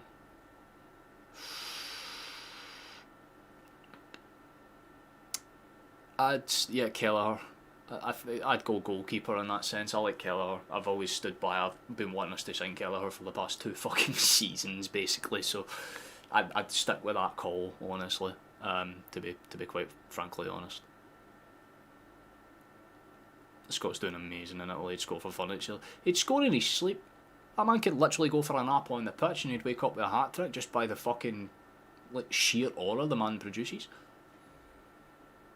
The only reason I can't really say Gilmore is for obvious reasons, right? You know, he used to play for Rangers. He's a great player, don't get me wrong, but he still wouldn't be like. If you're ranking it in terms of like top 3 for me, I think it would probably be in order. It would be McTominay, Doak, then probably McGinn or Ferguson. Because we don't really have too many great defenders for Scotland. That's the only reason why I'm not thinking maybe Henry, but we had him at Celtic and he wasn't very effective then, so. Yeah, you know, one of those. Evan Ferguson, Evan Ferguson I've talked about extensively in scout report videos and stuff in the past. Very, very solid striker. But, yeah, but if you're asking me personally, if Sinisalo is never going to get fucking minutes, then bring Kelleher in. I don't think that would be a bad overall decision, to be honest with you. I'll give you as a country. Let me think off the top of my head. What one would be interesting? Go with Germany. If you were to take any player for Germany, who'd you go for? Because we don't have any like Germans in our team anymore, so I suppose it's a valid enough question to ask. It basically opens up the whole park.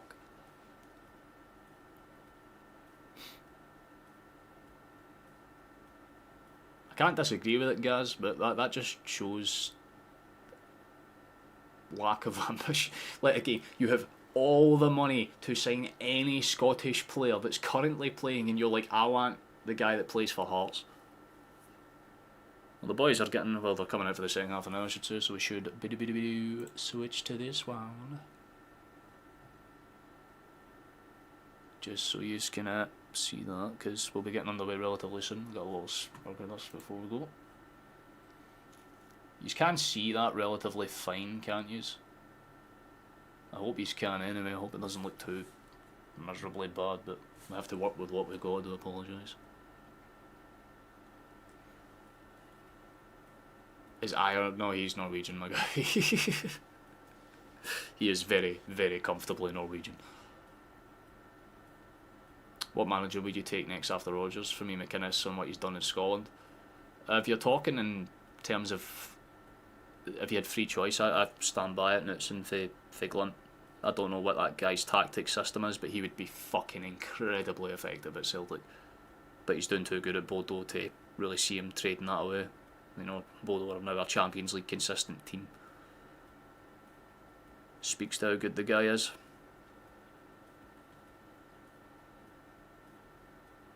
What good young players in the second Bundesliga? That's my thinking. You know, you have a lot of players. I'd take that wee fella that's kind of blossoming at Bayern right now. He was brilliant in that Champions League match. I was watching it with the one against Bruges. Fucking excellent performance for the wee guy. So probably something like that. But if you're you're asking me in terms of like pragmatic signings. If you're going Germans, you'd think kind of pragmatically. I don't know, maybe someone like a Slotterbeck. Or like a Jonathan Tah. Big, solid defender. Right, why is it saying 9 minutes in this? This is what I'm fucking talking about. Can you like actually just work? It's so not hard to do. Fucking hell, man. There we go. We fixed it. This is insane. I love this. Dude, can you fucking stop? Holy Christ, man. Live score's trying to be cringe as well. There we go. Updated and fixed, boys. Updated and fixed. Step in. Chase it. Nice. Pass. Less nice. Go fuck yourself nonetheless. Chase in. Finlay. Says, well, that was a great pass actually. If there was a chase in behind. Thankfully, it did not work out.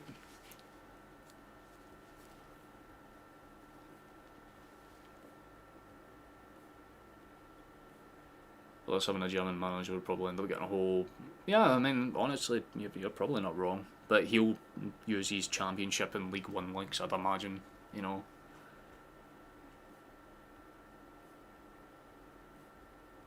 The only rolling I'll be doing is rolling over in laughter when he gets inevitably sacked by the end of the season.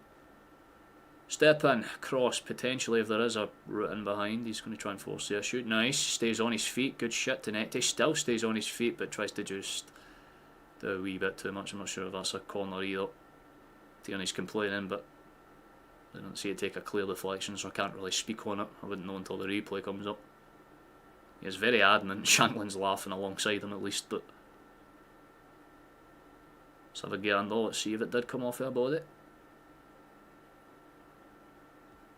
Oh no, he isn't actually wrong. It does actually come off normal. Fair enough. They do get away with one. I'm not going to bitch about it too much though.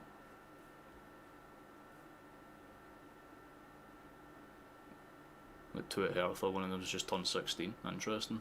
Names for the future potentially. The Germans are very, I mean, pretty much like how their country works, or their motor industry. Very efficient, clean. You know what you're getting with a German player most of the time.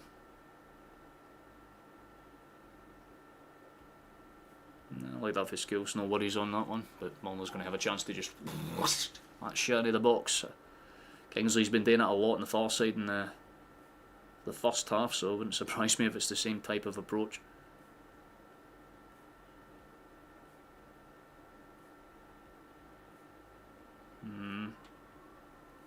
Not comfortable, boys. Not comfortable.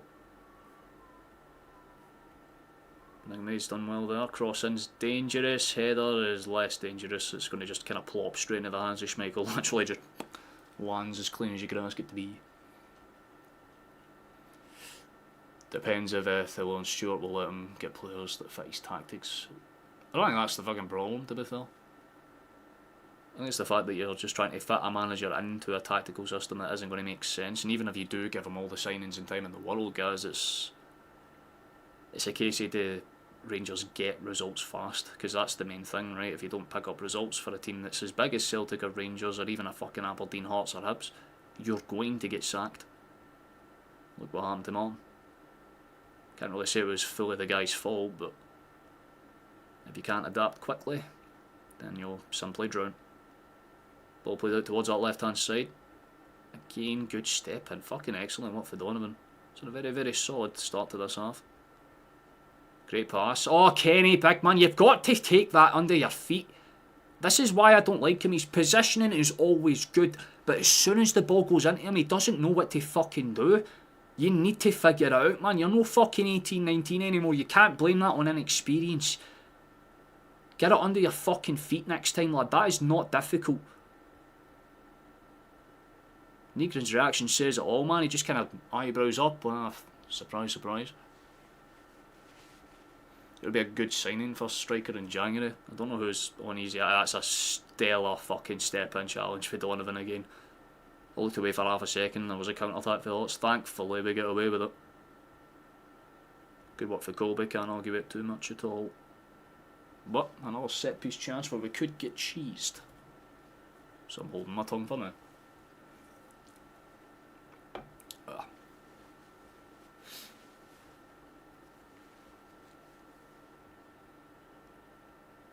Whipped up and high. Still dangerous. Poked in his space. Nobody's getting it clear. Lads, thank you. Eventually cleared by Tierney. Seems like that's our theme from a corner. Get it down and get it to fuck. Which isn't honestly a bad tactic when you've got a team like Hearts that can scrappily kind of force a awkward 50-50 bounce whenever it's possible. Back with Swallow from the throw and he'll just smack it as far forward as he can muster. Doesn't find anyone in particular but ends up with Milner anyway. Good feet for him. Steps in. McGregor doesn't quite cover him. Braga manages to get it out to Crusaders. That's awkward. Shot from him. It's good! It's into the back of the net and fucking somehow it's gone in. It's either deflected or Schmeichel's just got caught in fucking no man's land again. Simple shot, simple finish. Can't really argue with that, but for fuck's sake, man. Again. We need to see it back to see if it was just really well taken or if it took a deflection. It's so hard to fucking tell for that angle. But again, nobody steps in. Just allows him to kind of cut in. Nobody tries to close it, just half-arsed. Oh, it's so fucking pathetic defensively, man. Can't really blame Donovan, he does what he needs to do, but what the fuck is Nygren doing? And I'm pretty sure, yeah, Dane just doesn't stick his leg out either, man. And it blindsides Schmeichel. You got to say, Dane's probably he has to do better though. That's the nicest way I can say he has to do better though. Jesus Christ, man. Hey, then, nice to see him. He's from Costa Rica. You can't exactly... I don't think he's being disrespectful by saying Scottish football's at an all-time low. Just look at the fucking league. It tells you all you need to know. But yeah, got to say, Dane's... he's just wiped out all the good... Oh, you're fucking kidding me. Hearts are in behind again here. Lads, using... No, that's not a penalty, surely not. It's a penalty! You've given that. You've been paid good amounts of money. Definitely. Hold on a fucking second here. And it's Dane that's... Get that fucking stupid wee prick off the fucking pitch. Why the fuck, man? What do you mean?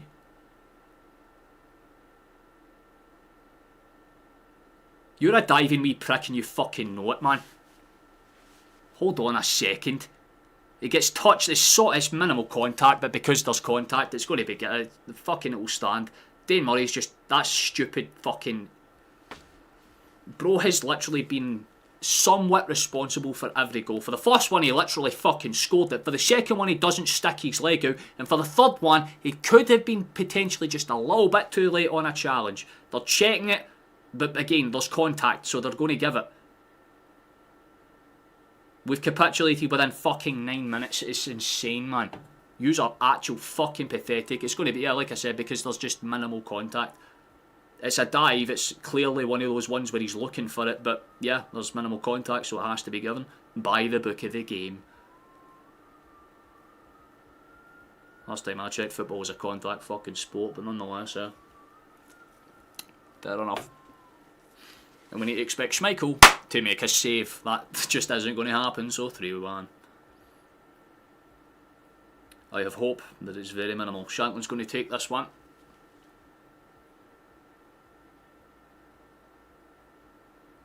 Thanks, Celtic. Very cool. This is what happens when you play a fucking child in a very crucial match. He's been defensively so bad. Get him off the fucking field now. You have a fucking £6 million signing on the bench. Casper goes the right way, but again, there's no fucking point, man. That man could have a shot put straight at him and it would find a way to phase through him. 3-1 Hearts. I think this game might be done. Fucking typical bullshit, man. That Braga can fuck off because he's a diving wee bellend, but nonetheless, it is what it is. Can't say they don't deserve it in some capacity, but fuck me, man.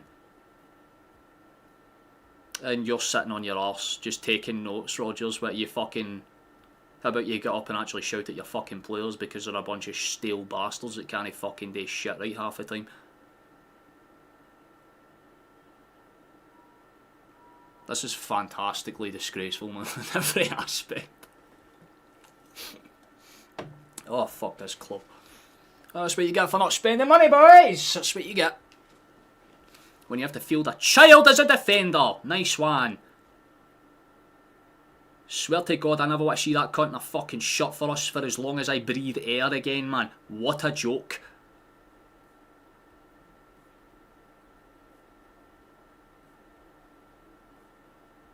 Yous have got to fucking play hard now. It's just for the sake of a draw at best at this point.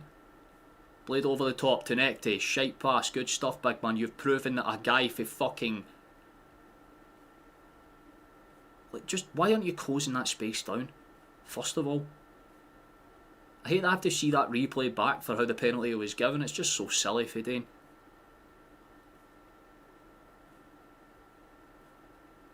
Because back in scales is on the ball.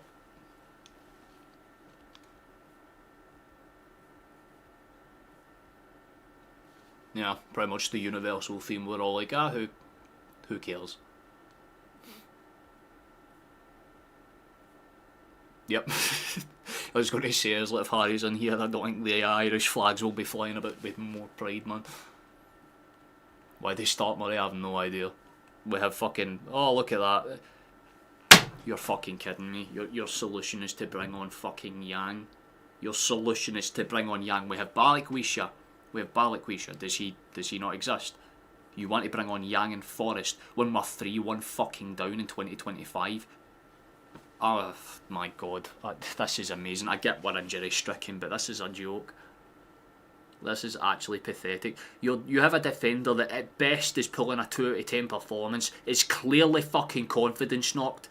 I will keep him on. We'll allow fucking Shanklin and Braga to run through this cunt like fucking nothing. But we'll bring on fucking wingers. It's not as if we've been attacking, mate! What the fuck's the point in that? Did someone slip something into Rodgers' drink? But what the fuck is going on with you, man?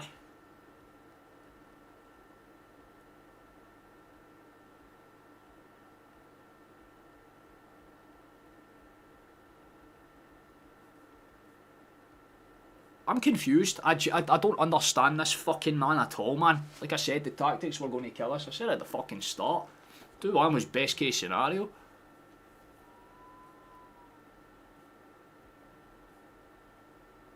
Bunch of spineless, overpaid bastards at best, man. Gives me anxiety now. Gives me depression. Straight up, just gives me just bad amounts of depression.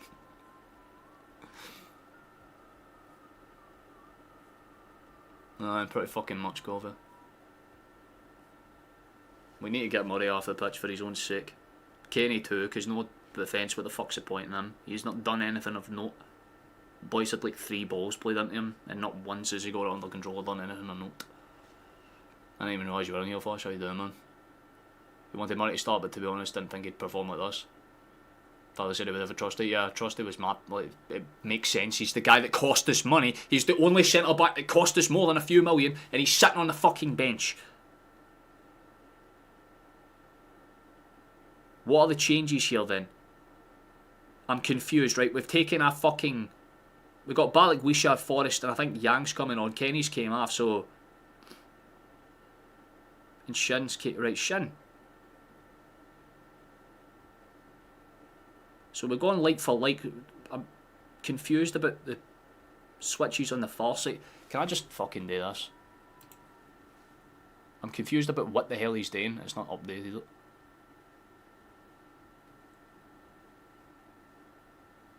See, I totally forgot Yamada was on the bench, so I thought they were bringing on fucking Yang.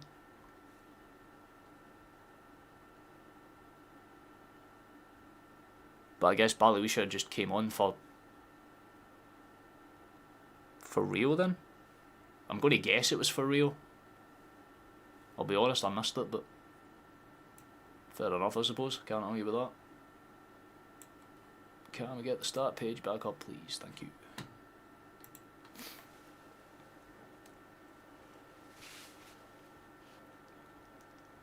At least it's only Rangers next week. Slight positives, I suppose. Can't wait to fuck that game up somehow as well. I had some optimism coming out of this game, it's just vanished. Like, completely and utterly fucking vanished. Like our defensive line, non-existent at best.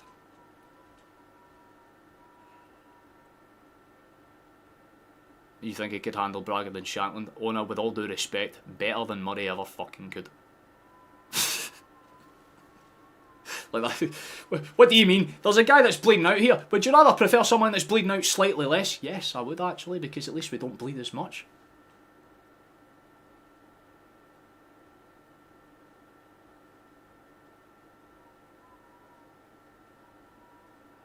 Very silly. Trusty has like 50 times more game experience. Get that pass in. That could be still dangerous. Tierney, that's a mid-cross at best. I think there's a corner kick. Yamada tries to force it. I mean, it'll be interesting to see how he does. I've totally forgot Yamada was on the bench, to be honest, so it'll be interesting to see if he has any type of positive impact in the game. Yeah, it's not as if we can rip the piss out of Rangers or anything, it's not as if we're doing any fucking better. Honestly, that semi-final will be one of the worst ones to watch in a long time. Half an hour left or so in this one. Ball swinging. No real end product at all, but like we shall have to chase that.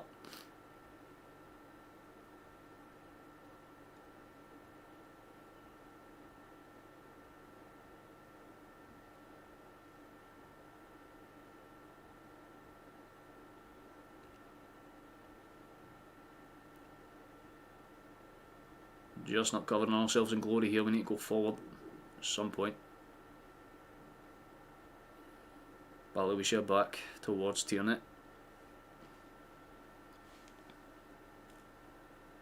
I think he's being sarcastic, Caden.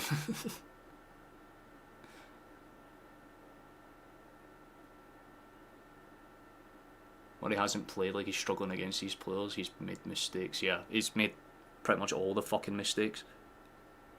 Balawisha's got into the box here, maybe. That's a good step in for the... I'm not honestly sure it was. I think it was McKenty it was.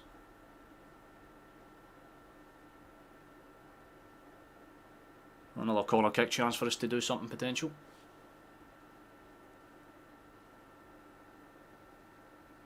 Well, Celtic steal the league. I mean, we're going to have to from this point. 8 points behind as it stands. Let's see whether that's just not really going to be too threatening whatsoever. There's not enough height for that to be a threat, and of any fucking note, to be honest. Throw in on the far side though. Maybe there's a long throw into the box coming up or something, who knows. Balawisha, never mind, that's probably given away. Should roll for McGregor at least, does. Dane gets it up into space, Forrest on the far side. Shy pass, typical, fair enough. Forrest does win it back, so we'll give him credit where it's due. He loses out.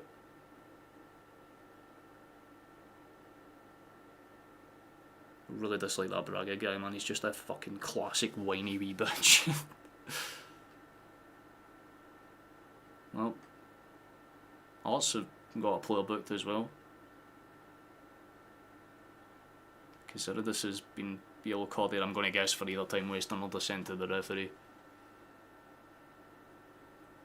You thought we went to there after Thursday night? Nah, I was like, again, my prediction was 2-1 because I thought maybe we would have enough momentum swing. But again, we were kind of struck for injuries. We don't have our main striker, one of our main, well, two of our main defenders actually.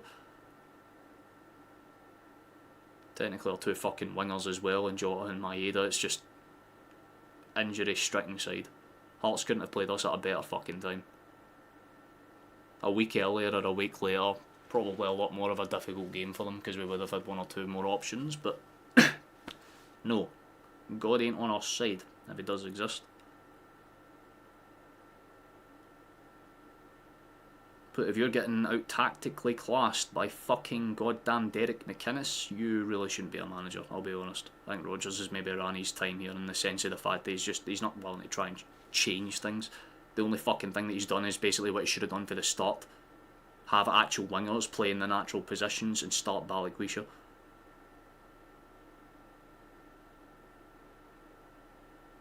Seems like it's a bit too little too late from him, but who knows, maybe the players can dig him out a hole. They've done it a few times this season, so like I said, I'll have faith until I see the final whistle blow. But we need a goal in the next 10-15 minutes ideally to make any type of match out of this, let's be honest.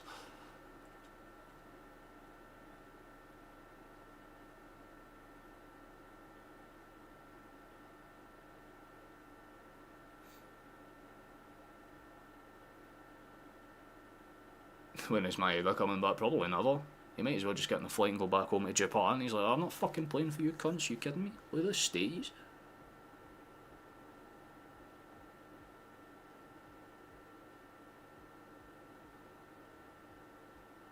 That could be decent abilities, we can run it. But instead, oh my fucking god, I swear to Christ, how are you cunts paid money? How are you paid real world currency to be that fucking useless?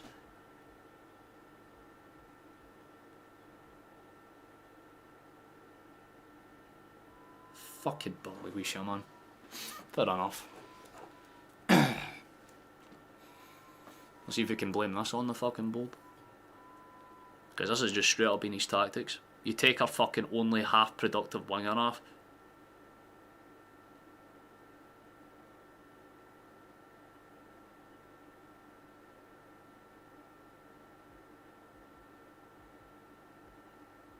Oh, well done, Schmeichel. You saved a shot, man. Fucking hang it in the Louvre.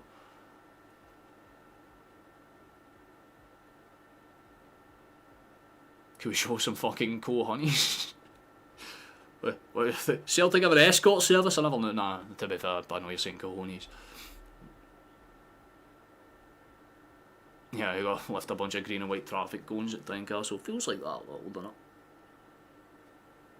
Like, I know when I do these streams, like 80% of it's genuinely me and then 20% of it's a character, but this is like 100% me right now. This is just fucking funny, honestly. Like, I'm not even mad at the fact we're losing, it's how, like, we're losing that's funny to me, because it's like, Hearts haven't really played well enough to merit the win. We fucking handed them it.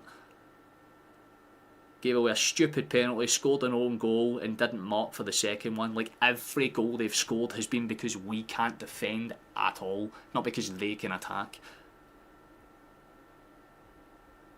And on top of that, our inability to score goals ourselves. Yes, it was always a recipe for disaster, man.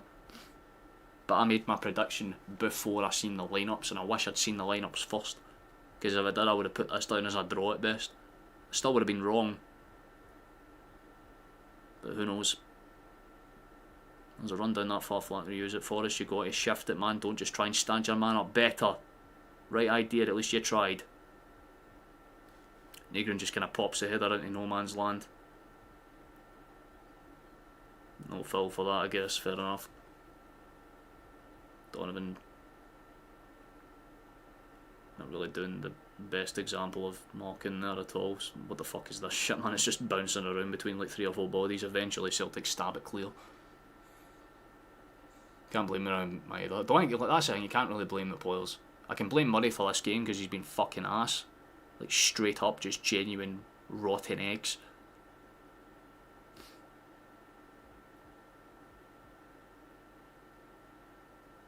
They're going to be taken off one of their goal scorers, the man that scored the second goal's coming off. Probably just to make sure the fact that he doesn't get, red carded, that would be probably dumb for them to needlessly do that.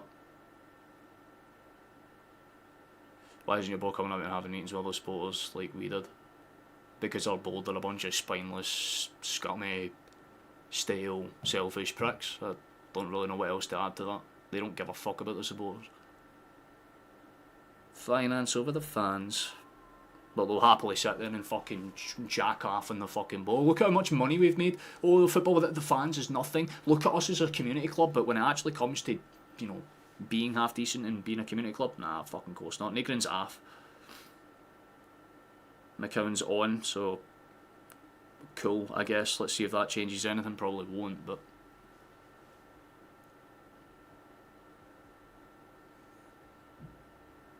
and to be fair, the board, I was going to say the board did have a meeting with the fans, and it basically boiled down to them blaming it on everything but themselves, which is just the classic rich man's fallacy, right? Like, so it's not my fault, it's all the peasants that can't run things underneath. It's like, nah, it's quite obviously your fault, lads. Just take the hit on this one, please. It's kind of like Alcoholic Anonymous. You need to, admit there's a problem in order to kind of fix the issue. Our board don't want to admit there's a problem, do they?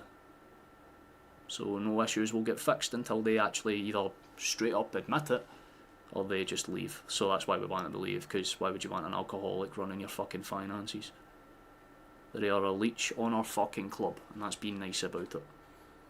If they can't spend the money that the club fucking makes them, then they don't deserve to spend the money they make off of it, straight up.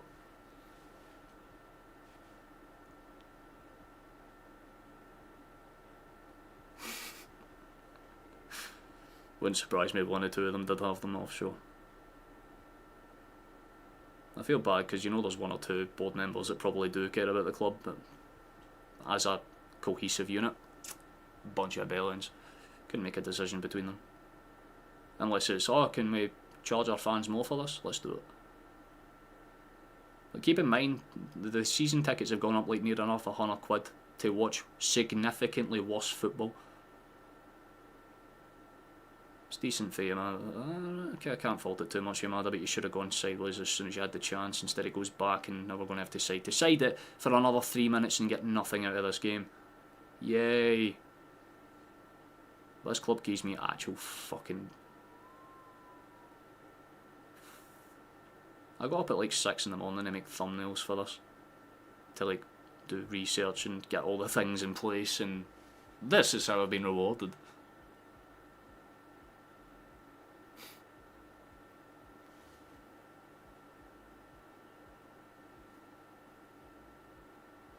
Yeah, it's definitely a case of, the manager's got that pissed off with the lack of ambition that it's rubbing off on him.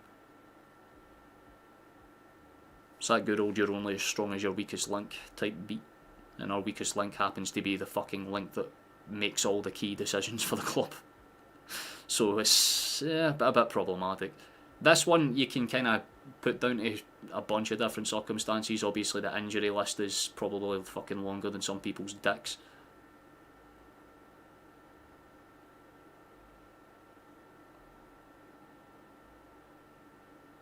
I don't like that for Forrest. Good footwork though. At least he's been somewhat positive since he came on, but that's about it.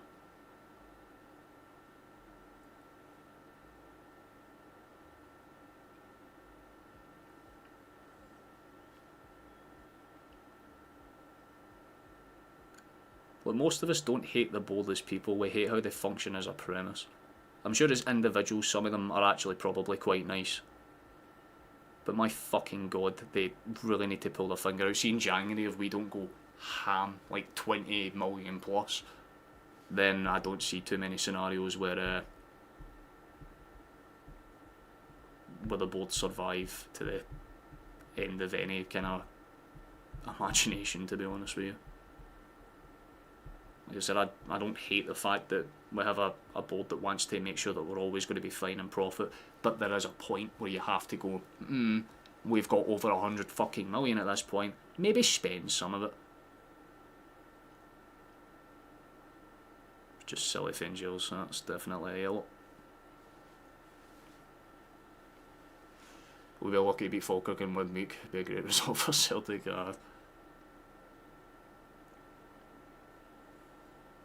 That's what some of our fans get for ripping the piss at the start of the season when Rangers had their poor start. It's not as if we were in any much of a better fucking position. And it's translating, because that's now going to be back-to-back league defeats. I do not see us scoring 3 in 15 minutes. At best, maybe we get a draw. Transfers need to be smart, not expensive. Yeah, I'm not saying spend 20 million on one fucking player on a perm. I'm saying, like, actually invest squad depth, make sure there's numerous fucking bodies that can cover every position, so they're not playing fucking right mids, like centre back or a goddamn fucking right centre mid at right mid. Like, I just want some decent consistency across the team. I guess that's what I'm trying to say. Rather than maybe having like one good star player and then the rest of them are iffy at best or academy players. That's a good breakaway if Yamada wants to make it awkward. It does well enough. Oh, that's a loose ass pass, man. Fuck's sake. It's like as soon as I'm like, there's something, immediately fucking shut down.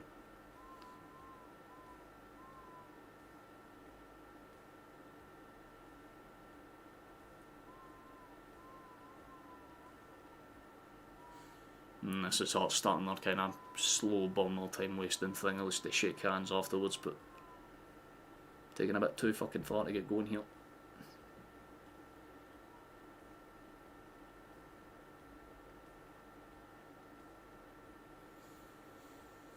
But it's shit like this that makes you think maybe it's just a case you wipe out everyone that ain't the players. Get rid of the fucking manager, the board, the lot. Personally, I'm not in that boat just yet. I feel like just see the season out at this fucking point, but depressing.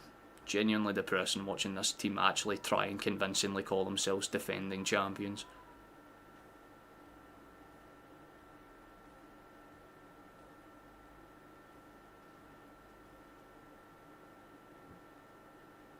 The only part that'll piss me off about this is the fact you have Hearts fans thinking their team's actually good when it's not. It's just the fact that the rest of the league is that unbelievably shit. Fair to say Scottish football's at a massive fucking stagnant point in its time. But give them credit. They still need to take the chances that came their way, and they did. Second goal was fairly nice if it wasn't for the fact that Dane Murray could have stuck his leg out any more than 2 degrees and he would have blocked it fine, but he just didn't. Then we have a corner kick. Something at least. Well, we'll be right idea. Yeah. Maybe we should consider doing something like that ourselves. Or do the Bundesliga 50+1 rule. McCown's telling his man to hurry the fuck up and get over there so he can take the corner. Rogers already has one foot out the door. Nah, it's more like the front half of him's hanging out and we're ready to boot his arse clean out. Same as the rest of the fuckers we sit like I said, this is what happens when you go backwards. If you go back to like 2 seasons ago and you look at that, well, you know, Andrew's gone what now video, I called all of this. It'll be consistently alright, you know, do what's needed, but it'll be stale, boring, and it won't be entertaining to watch. And that's basically how all this has fucking worked out.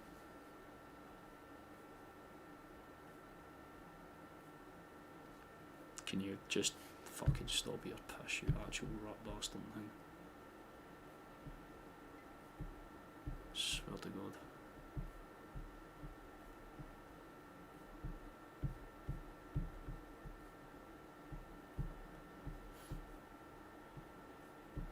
Oh, fuck me, McCowan's missed another. Yep, that summarises it. That summarises it so nicely. It's another miss. You do realise you cunts need to stick it between the fucking sticks! Bunch of limp dick douchebags, man. What the fuck is wrong with you pricks? Seriously now? Playing like they've already given up the fucking league. What in goddamn October, boys? Sitting there with your shoulders sagging. It's because you can't fucking play. Maybe if you were a bit more a cohesive fucking unit like Hearts are, you would maybe get some fucking shit going. Bunch of fucking complaining little cunts, the lot of yous, man. Yous get touched, yous bitch. Yous don't get a fucking thing go your way, yous bitch. How about you get the fuck on with it, man? The last thing you want to see when after you miss a fucking sitter is a player looking up to the skies. You're just off the bench, fucking shake it off and move again, man. Oh, there's another one that's just past the fucking post. Bruh. That is typical of this fucking club, man. Show a bit of fucking heart, lads. It ain't that difficult. Also going to make a change. Now, to be fair, and I think it's going to be a defensive one. Looks like it's Braga that's coming off. Oh, look at that. Time wasting again. Fucking surprise, surprise. You wish something had not a chance of now. This is as dire as I thought it would be, to an extent, man. I love how you only ever come in here, Beadle, whenever we're losing, without realising the fact that your life is quite sad if that's how you operate. But fair enough, mate. How you doing? Hope you're well. Hope your life is going swimmingly. Bringing Ange back in is backwards. Nah. The last thing we want to do is bring out my manager that's just been sacked for a Premier League club, like we fucking did here. We've got exactly what we've deserved in this one.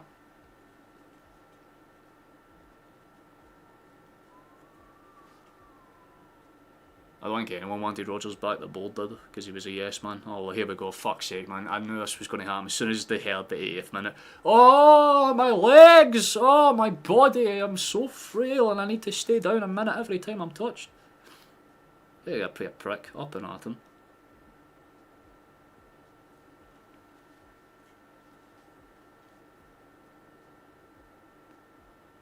So you really must be delusional, because who the fuck said the referees were the reason we've lost this game? Dane Murray is the reason we've lost this game. Let's be fucking clear. The defender is the reason we've lost this game. Fucking fielding a child in a crucial match away from home is why we've lost this game. The tactics are why we've lost this game, not the fucking referees.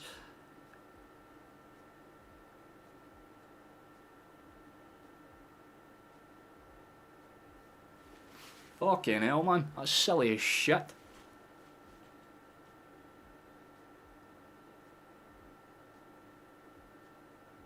This is an internal issue, not an external one.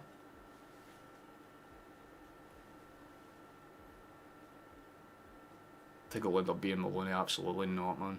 This is the thing, though, so we can't sack the man until there's like a feasibly half decent replacement. If there isn't, then I don't see the reason why we would.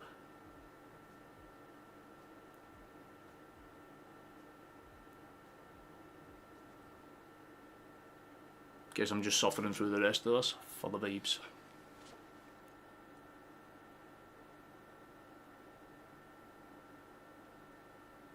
Bro, your life must be actually fucking miserable. You're on a Celtic chat trying to like gaslight people into going it's the referee's fault, and then when that doesn't work, you're like, like, you might want to, you know, take a look in the mirror, brother. Respectfully.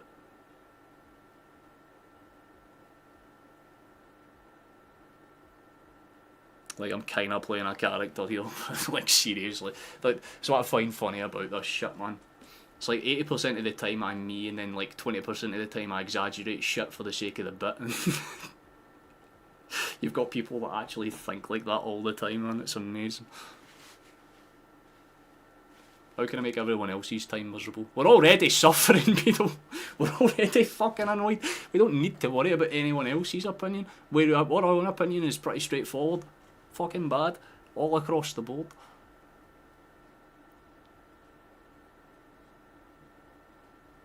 Aye, no, genuinely, the referees are not at fault at all for this one, man. It's straight up just our defensive tactics were fucking ridiculously poor.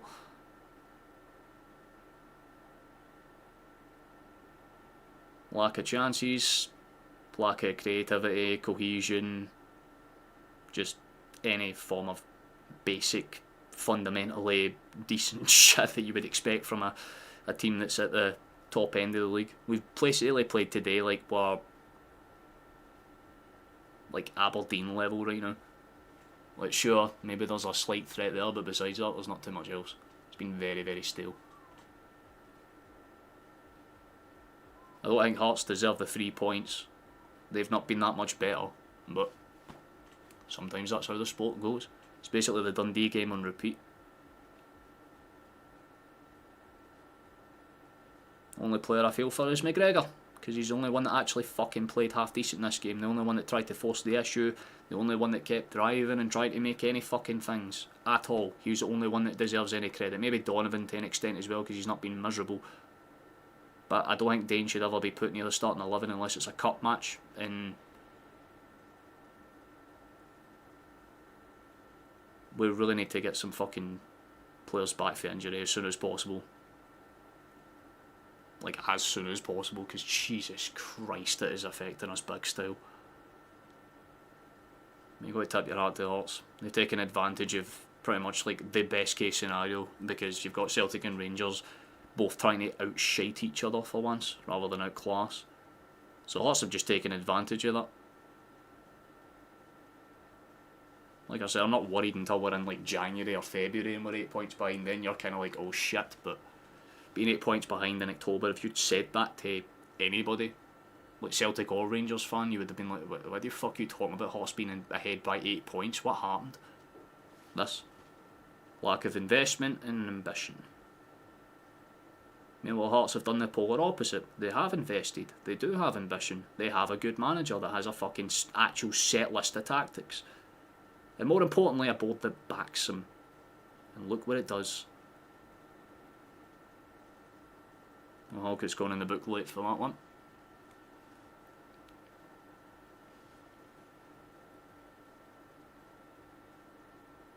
I don't think Beadle's a Hearts fan, to be honest with you. It could be. I think most Hearts fans would probably be in the same boat where they're like, yeah, I mean, we're happy that we've won, but it's not as if we had to really get out of 4th or 5th gear. As I said, Celtic basically gave them this game. Well, Finley's in the book as well, I guess. Short ball for Balagwisha. Plays it out wide. Here's McGregor. Big deflection and out for a corner. Maybe something late on, a late flurry would be nice, but at this point it's not really expected.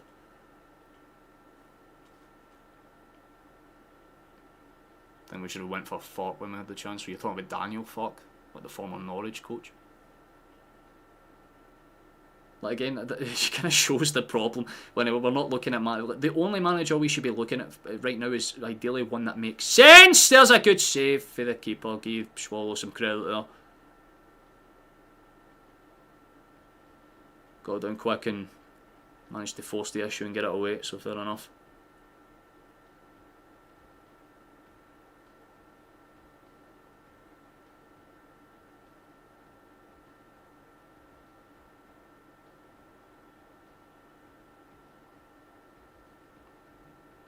Really going to hope the board members for Celtic didn't show up at fucking Tynecastle today, because they're probably not going to get to their colours very, very convincingly.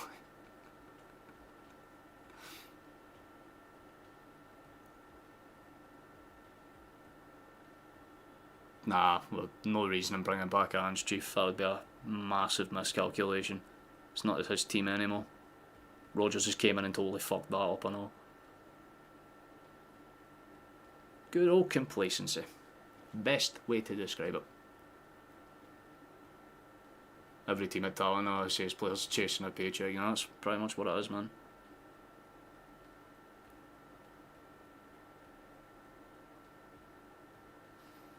Bunch of fucking paid prima donnas that like to dive around and fucking bitch when everything doesn't go their way.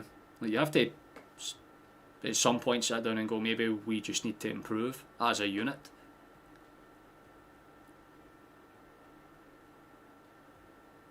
But it always starts at the top.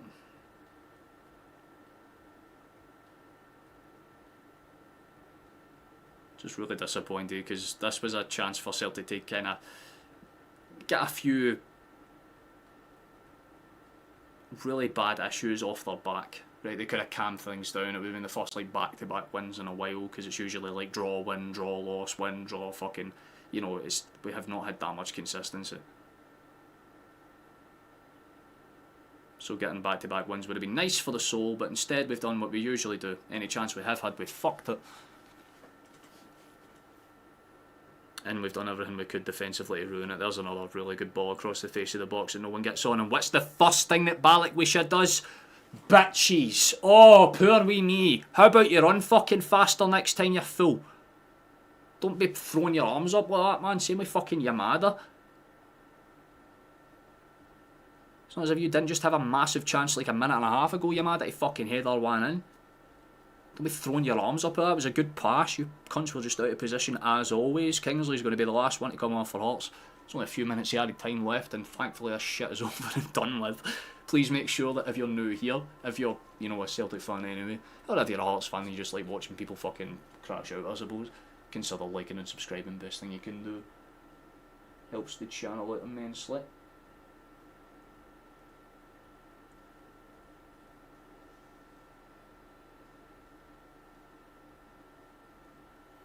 Plus we're one away for 17-40. I think Hearts will win the title. They still need to come to Parkhead and hopefully actually bring in some players enjoyable. Yeah, look, the way I look at it is that there's still technically 3 games where we have to play Hearts after this. That's a 9-point swing. They're only 8 points ahead.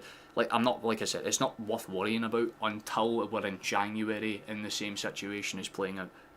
For all you know, it could be a much wider gap, right? If Hearts keep kicking on, who knows? Maybe they could have a fucking 10, fucking 15-point gap by the time January hits.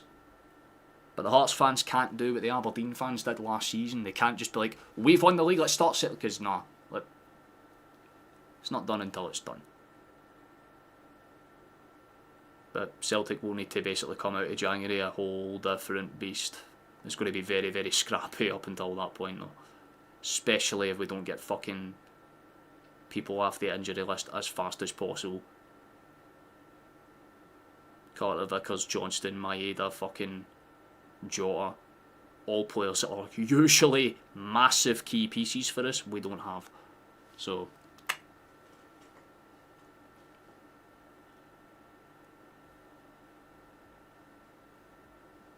nah, maybe a draw, that'd be best case scenario. We just want Hearts to stammer and stumble over the next few months, and they will. I mean, there's international breaks still to happen. Obviously transfer windows can obviously change the look of a team. It will definitely change for Celtic if they don't make any signings in January. I'll tell you right fucking now, the board won't have a choice. They'll get fucking straight up annexed out.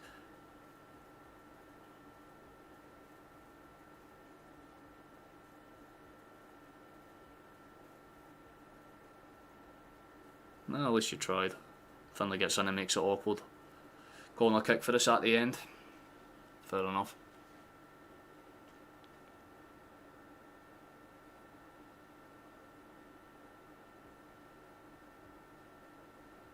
Pretty much Grotails, couldn't have said it better, man. Any players you would pick from this Hearts team? Based on today's performance, I'd say Sforo. I like Sforo. He's a very solid shortstopper. Can't really complain about him too much. Devlin was pretty good. Shankland was Shankland. Can't really say too much about his performance. Braga, I like him, but he's a wee bit of a toxic shithouse merchant, if you want to put it. I don't like him based on the fact he's a bit of a diving bastard, because he was looking for that penalty. I don't care what anyone says. I know it was a penalty, but he was absolutely searching for it. There was no intent of trying to get a shot away at all though.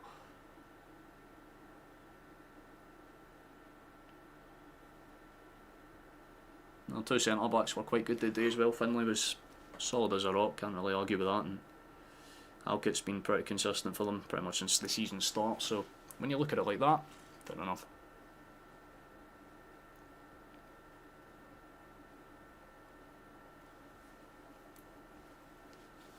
Nah, people were giving me shite when I said that Rangers should have went for McInnes last season. Made sense to me. He is a Rangers man by definition, but why the fuck would he want to come into that club now when he's got Hearts playing so pretty good stuff? It's another yellow card for Milner that just came up in the books. So for another corner kick, and you feel like once Celtic throw this one in, and wherever it goes afterwards, that's about it. It'll be full time.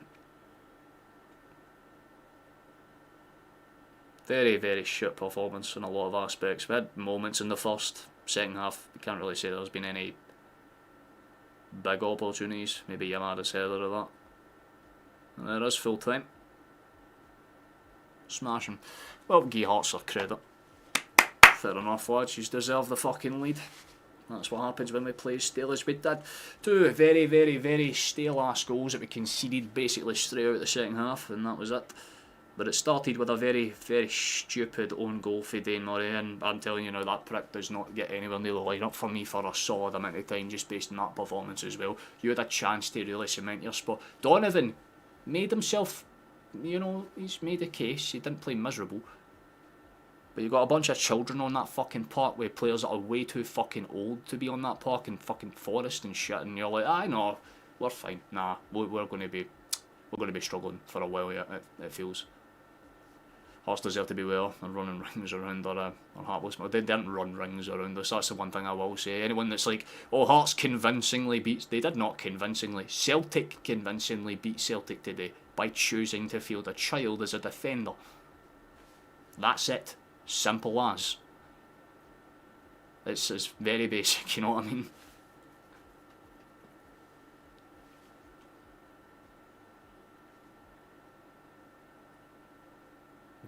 Nah, I think McInnes, if he's got an opportunity to do something at Hearts, so I'd imagine he would stick there and take that role, to be honest. But it's just it's a little frustrating, you know what I mean, because we could have played a lot better today, we had a chance to really kick on from that Sturmgrass game, but we just didn't. And that's about all you can say about it. I'm not angry at the result. I think we all kind of seen it coming, let's be honest. So we have to just take it on the chin and move on. You're off, yeah, that's no bother at all, Harry. You take it easy, man. I appreciate you for trying to bring some colour into the chat with the flags, but yeah, we did not cover ourselves in glory at all, did we? Gotta go for a walk, hey, nice one. Good way to do it. If anyone feels mentally fatigued, best thing you can do, go out for a walk, recalibrate your shite, and we should be good. We need attackers, sign a winger who's scared to do their job and a winger who's reaching his pension, pretty much.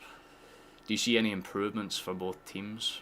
I feel like for Celtic, you can basically make a case for anywhere, minus the midfield. The midfield is fine, we've always had a pretty good midfield, but our attack is weak, our defence is weak, and those are two very, very key pieces of any functioning team. So defensively, yeah, you know, we really need to consider strengthening that area, as well as the right wing and striker areas of the offence. So there is that. It's going to be a lot of comedy, you know, genuinely, like, this is what I hope is that there aren't Rangers fans currently celebrating that, like the fact that Hearts are, you know, 8 points ahead or whatever, because they still need to play their game too, but it is against Killie, and I'd be very surprised if they did lose that much. But again, Scottish football is very weird. I mean, just look at what's happened today.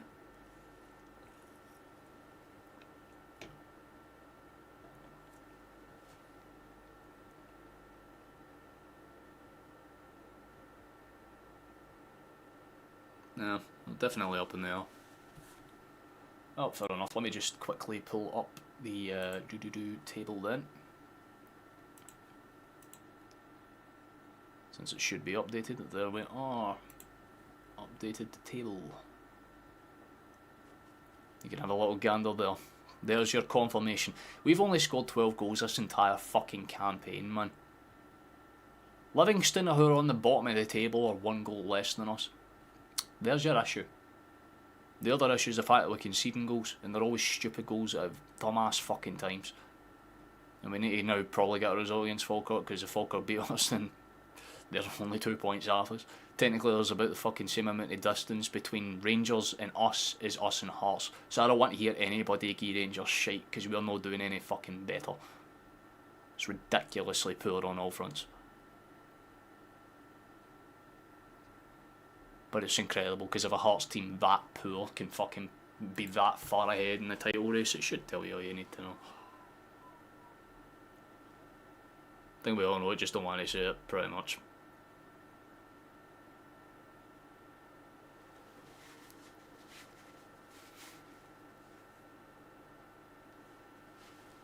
It's just basically it, coffee. I feel like there's just a couple of things that need to be ripped up and kind of worked on for the ground up again.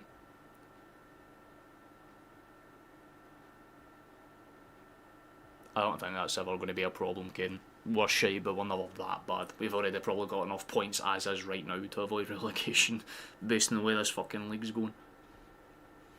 But yeah, that's all you can really say. I don't think I'll be covering the Falkirk game. I might do. I might pop up with a surprise stream. I'm not honestly too sure, but yeah. The next game I'll be covering most likely will be the Rangers match on the 2nd of November. So kind of keep that there if you want to take a little gander. I suppose I can fucking fix this screen now.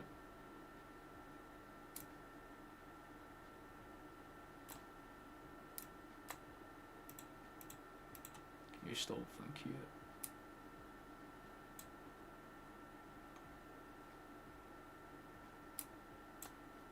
Yeah, I can do that. I probably need to fix this, just like actually, you know, authentically I should say, off a stream. Fair enough.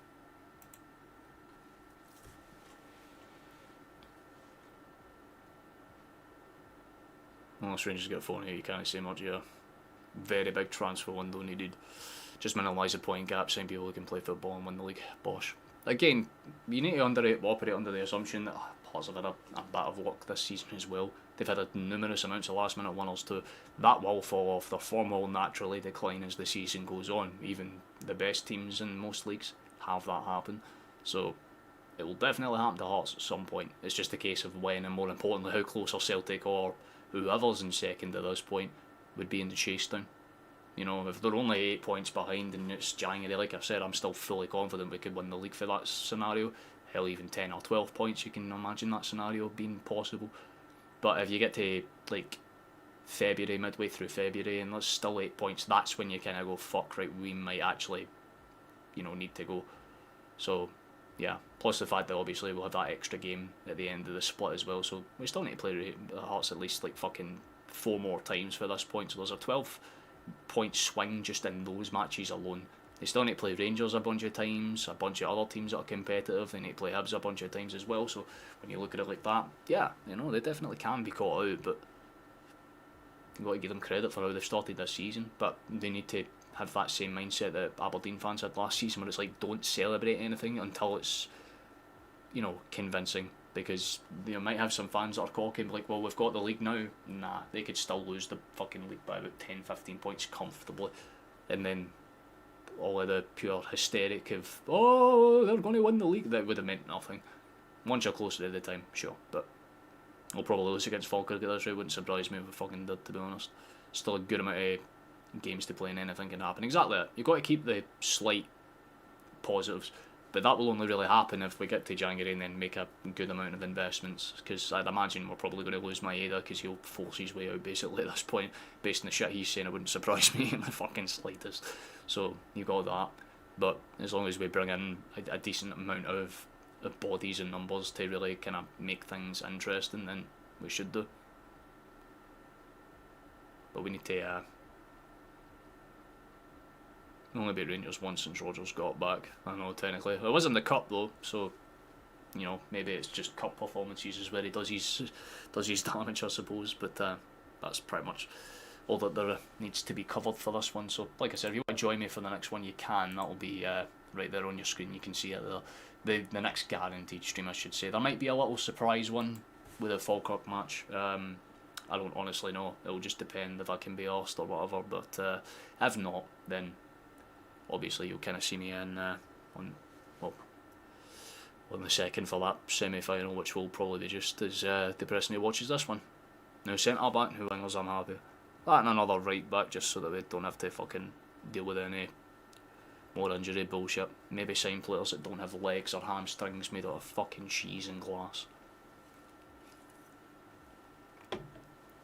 But yeah, don't really know what else to add besides that, so let me just get ready to wrap things up here. I'm not really sure I'd give man of the match to. I think it would just probably go to McGregor. He's the only one that did anything on a fucking note this game, so I think it's moment felt. Let me just pull this up.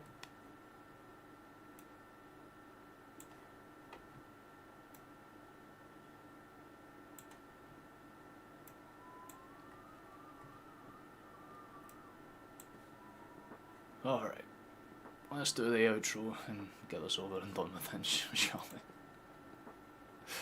Right, so, thank you for watching, thank you for coming along, thank you for taking the time to stop in. If you've been here for the whole thing or you've just popped in, whatever else, it's appreciated nonetheless. If you want to catch us for the next one that's guaranteed, there it is, it will be on the 2nd of November. Kick-off's at 2 PM, so around 1:45 to 1:50 I'll try and be live for, so I won't be here till next year, just constant fucking shite for about 10 hours straight, man. But nonetheless, that's what we've got to work with. Like I said, there might be the little, a little surprise pop-up stream with the game against Falkirk. I'm honestly not too sure. It will really just depend, to be honest with you. So, we take it as it is. It's one of those, right? But what the fuck? No, you didn't. You came in a bit late, mate. I think you're a bit too late to join in the celebrations. We already talked about every scenario possible. But fair enough, man. You still deserve the win, but fuck you anyway. We'll spend in January, most likely, man. You take it easy, Caden. I know you're very optimistic last time, Neil. I've seen your comment on the last VOD, but yeah, that's just how the cookie crumbles sometimes, I'm afraid. Just always show some backbone to do. Well, it'd be nice to see one of the Glasgow teams try and do that, but who knows? To be fully honest, that's basically everything. Caden, keep it respectful. All right, good man. We don't give people shit for supporting other teams. That's not how we do it here. I'll see you in the next live, guys. No bother at all. And to everyone. And regardless, last thing I'll say to you, Shanklin T96. Celtic are still the best fucking team in the world. I'll see you in the next stream, boys. You just take it easy. Hope you've had a good one. Until then, well, take it easy.